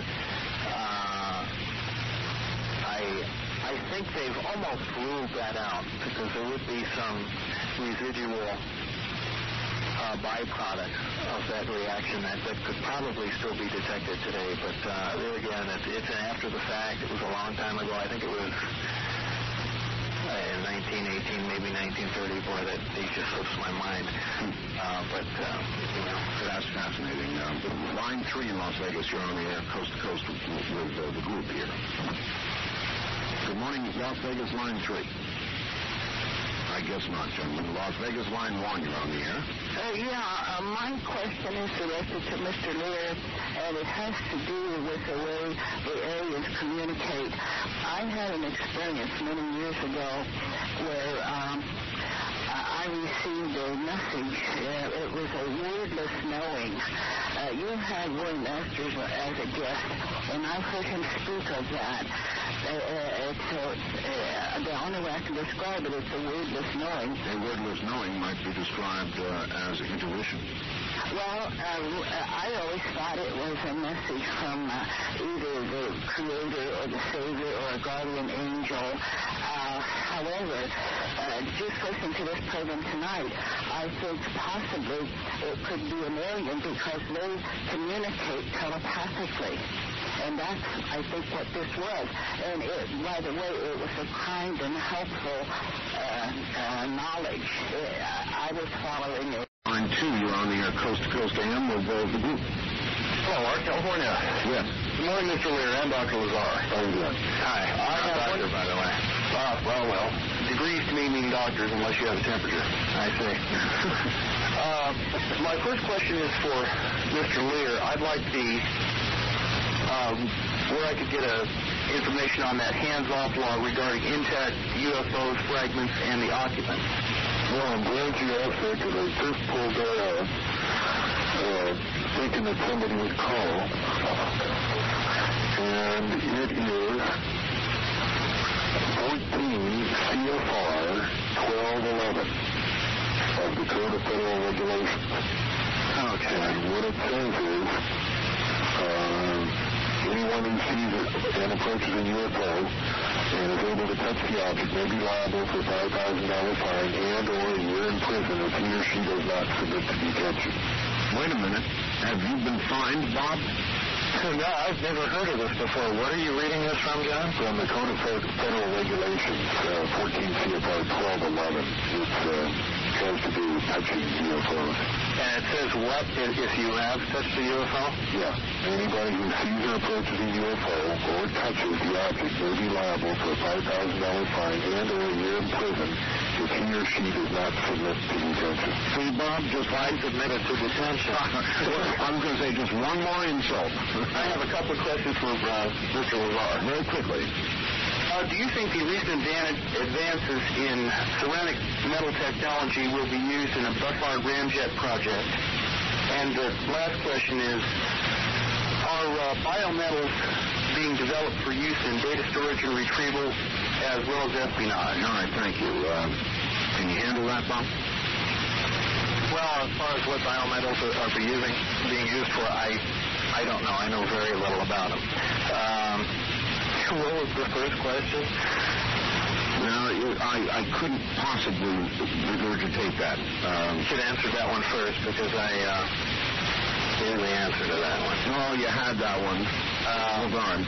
All right, think about it. Listen, folks, Bob, I'm only going to request that I have you for about 7 more minutes, if I can have you that long. And then we'll do the last hour with John. Bob, it's been such an honor. Both of you stand by for a second. And we'll do that, and we'll do this. Night time in Las Vegas. I'm Art Bell with John Lear, Bob Lazar.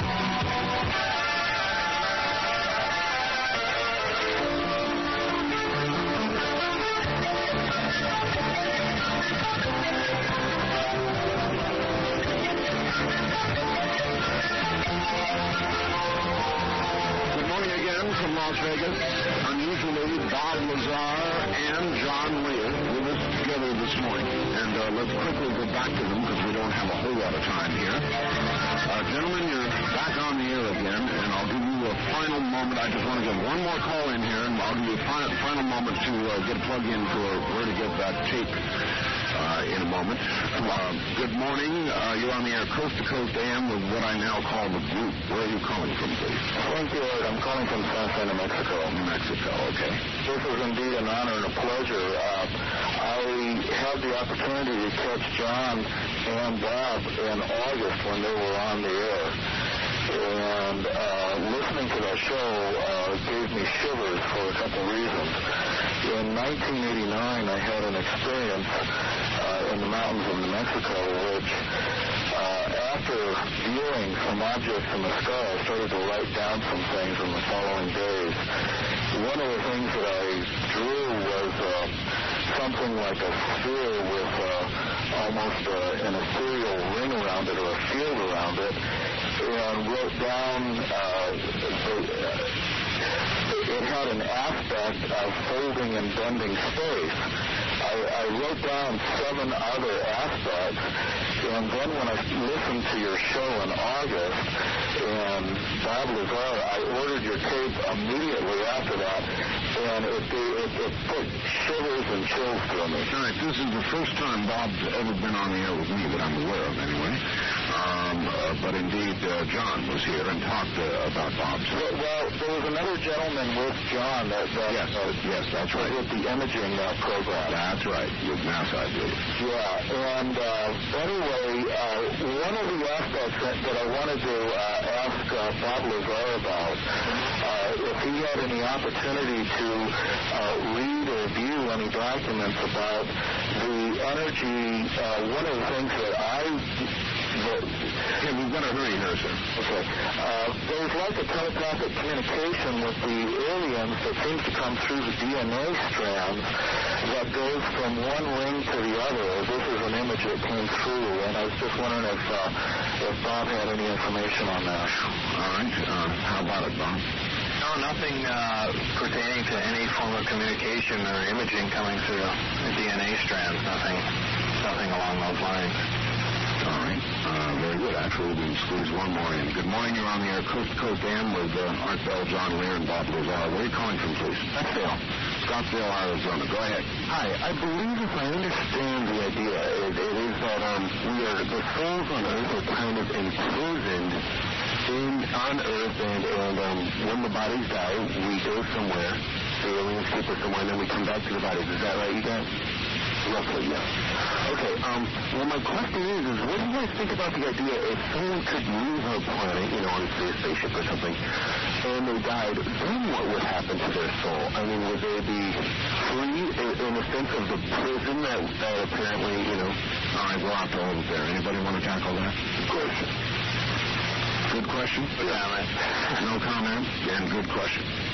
All right, we're so out of time. One, I want to say it has been an honor, Bob Lazar, to have you here this morning. Thank you. And I know you've got to get to bed. And so, quickly, John, give out the address. Okay, it's just for the tape, Bob Tape. Yes. Dot Corporation, that's TIIDOT Corporation, 1324, 1324 Southeastern, and that's Las Vegas 89104. And it's $29.95 plus $3 shipping and handling. All right. So, Bob Lazar, I've got to say to you, what a pleasure it has been. Thank you. And will you join us again sometime? Yeah, sometime. All right. I know it doesn't happen frequently, but it has been an honor this morning. So thank you, Bob. Thank you. Thanks, Bob. And that was really nice, John. I'm going to try and talk you, John, into staying with us for yet one more hour. You can do that good. I'm sure there's some people pretty hot to talk to you after all this, so stay right where you are. In fact, everybody, stay where you are. There is yet one more hour to go. You're listening to Coast AM on the DRN and CBC Radio Network. You're listening to Coast to Coast AM with Art Bell, live on the CBC Radio Network. To call the show locally, dial 383-8255. 383-8255. To call toll-free all across the West, dial 1-800-338-8255. The wild card direct lines are area code 702-385-7214. And finally, if you've never called the show before, try the first-time caller line at 702-385-7213. We invite you to participate on the Talk of the West KGON and the CDC network. When your call is answered, please turn your radio down. Each caller will be allowed up to 3 minutes, giving more listeners a chance to join in.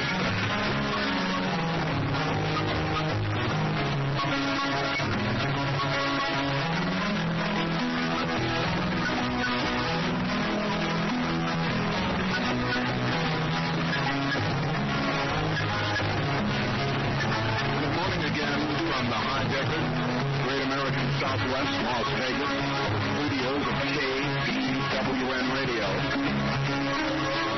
Our flagship station, I'm Art Bell. This has been all you've asked for and more. Bob Lazar has been with us for the last 2 hours. It's been fascinating. John Lear is still with us now, and we'll get back to him in just a moment. Let me just take a moment out to remind you the watches are here. They're available. There are 2 of them. The Rossboro 96 March. Gold-plated, beautiful leather watch band. Guaranteed for a year, 4th movement. Image of Rossboro and 96 on the front for the watch stood for. We're the only ones that have it. Also, the Art Bell watch, I guarantee we're the only ones that have that. If you want either one of them, they're $24.95 individually. And I am, again, flattered so many of you have ordered them. It's remarkable. $24.95.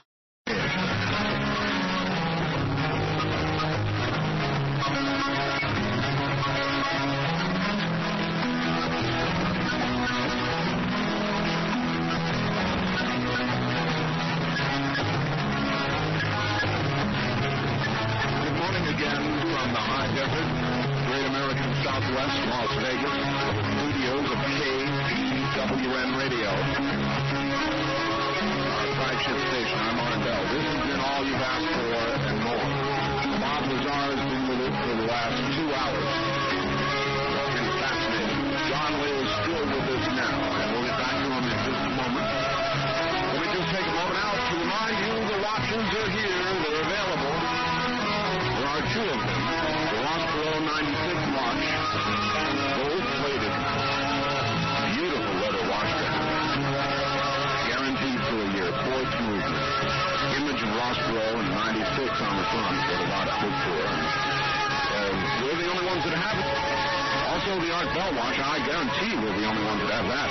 If you want either one of them, they're $24.95 individually. And I am, again, flattered so many of you have ordered them. It's remarkable. $24.95 each while they're here. $4 shipping and handling, or together you get a free Art Bell T-shirt when you order. The number is 1-800-257-3825.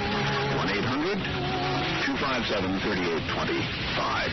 And now back for another hour in what has been an incredible show with John Lear. And John, you there?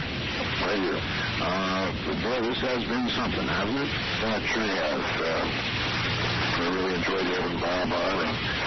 And the only thing that really irritates me about Bob is he's so gracious. People can ask him the dumbest questions, and he never gets irritated. He just goes from back to ground zero and patiently explains, where they're wrong. And it's the mark of a good teacher. I have a, very short temper with people who ask dumb questions, and Bob is always really, really gracious.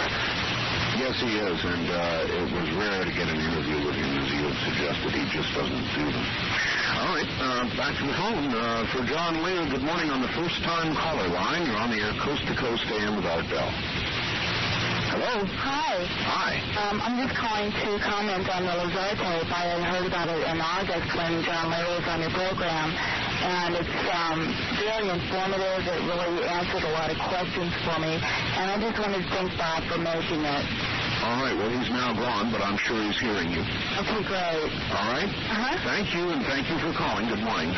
Wildcard Line 3, you're on the air coast-to-coast AM with Art Bell and John Lear. Hello. Hello. I'd like to talk to your guest here about Uranus and Neptune. When they crossed their path, the Berlin Wall came down. And now it crosses its path February the 3rd, 1993, 3 different times. And an astrologer told me that a cataclysmic event may take place. I would invite you to check your astrological signs and check this out. All right, thank you. And John, what about astrology? It's worthy of comment, I suppose. I have a friend who is a very knowledgeable scientist that works for a major corporation who really believes that there is something to astrology. And he has a book that he's trying to publish now, which says why he believes that. And who knows, maybe there is. Maybe there is something to it. And one other question, John, keying on what he said, regarding the possibility of a cataclysmic event in our near or foreseeable future, any reason to believe that something's coming? I've already proved myself a terrible prophet, so I'll just stick to research. Morning on the first-time caller line. You're on the Coast to Coast AM with Outbound John Lear. Good morning. Good morning. Where are you calling from? From Las Vegas. All right. Incredibly interesting show tonight. Thank you, and as well as Mr. Lear and Mr. Lazar. The question I had, and this might have, I hope somebody can answer it. There was a gentleman named Joseph Newman who lived somewhere in Mississippi about, I think this was about 15 years ago, who invented some sort of a machine that, and now I'm not quite as scientifically oriented, but to the best of my knowledge, you could put in something like 1 volt on going in, and the machine would produce like 1.5 or 2 volts or 10 volts or whatever. Hadn't you gone on Johnny Carson or something? He was. I was wondering if either Mr. Lear or Lazard would know anything about that and why it was never, it seemed to be just quashed. It's Lazar, and he's now gone. But, John, do you have any comments on that? In other words, more output than input? No, it's just, I don't have any comments, but that's one of the things I like hanging around Bob is he gets to the bottom and he tells you immediately whether it's BS or not. All right. The person you wanted is now gone, sir. Okay, but what I was given to understand is that, this was like physically impossible, but yet, it had been studied by a number of scientists and nobody could quite disprove it as well as the gentleman going on. And most legitimate scientists would look at it very warily. You generally just don't get more out of an inert device than you do when you put in. Okay, well, thank you for the program. I enjoy it. Thank you very much for the call. Good morning. And line 1, you're on the Coast to Coast AM with Outbound John Lear. Good morning. Good morning. Mr. Lear, I have 2-3 questions for you. You were talking about time travel a little while ago, and you mentioned it also on the last program that they actually had conducted successful experiments. What was the question? On your last program, you indicated that it may not have been anybody from this earth. Well, that's fine. My question, though, is are you familiar with the Rainbow Project, the Montauk Project, and the Phoenix Project? Just vaguely. Is that the stuff that Al B was talking about? Exactly, yeah, the Philadelphia experiment. Now, what I wanted to I've been reading these books talking about that, and the things are just so fantastic in there that he traveled 40 years into the future from 1943 to 1983 and then back again to 43. And this is all a result of attempts to make a battleship, a destroyer, I guess it was, invisible, the USS Ulysses. And as a result, not only did it become invisible, but it went through time and space. And so I was wondering what your opinion on that is, if you have one at all, on his credibility. All right, thank you. I'm not inclined to believe it. I try to stick to kind of nuts and bolts and things that I can see and stuff that Bob's told me, and I just don't. I know Al, and I haven't talked to him very much about that, but I just don't believe it. All right. First-time caller line. You're on the air Coast to Coast AM with John, Lear, and Art Bell. Good morning. Hi. I have two questions. All right. The first was, you mentioned something about when you die, your soul goes to heaven. And the aliens... When you die, the aliens take your soul to another planet. No, see, how did you hear all that? John, tell them what you know about souls and containers and such. It's just theory, but supposedly the aliens refer to us as containers. Now, if by saying containers they mean that we contain the soul, then obviously they're doing experiments with the soul. And when you die, supposedly they collect the soul and they would put it in another container. Now, I don't know that to be true. Well, see, I did hear you say that. Is there anything I can read about that? Is there anybody who's written anything good about this, John? Whitley Strieber discusses that in his books. How do you spell his last name? Strieber, S-T-R. Strieber, listen, sir, he'll spell it for you. S-T-R-E-I-B-E-R, Whitley Strieber, and he's written 2 or 3 books. Okay, the other question was, I know this is all speculation and stuff, but is there any speculation about there being like an alien culture that's non-violent with no state structure? I don't know anything about that. You never heard anybody talk about that? All right, nor have I. Is that it, sir? Yeah, thanks. All right, thank you. John, you just have to wonder where some of this stuff comes from. All right, let me see here. Wildcard line 3, you're on the air Coast to Coast AM with our...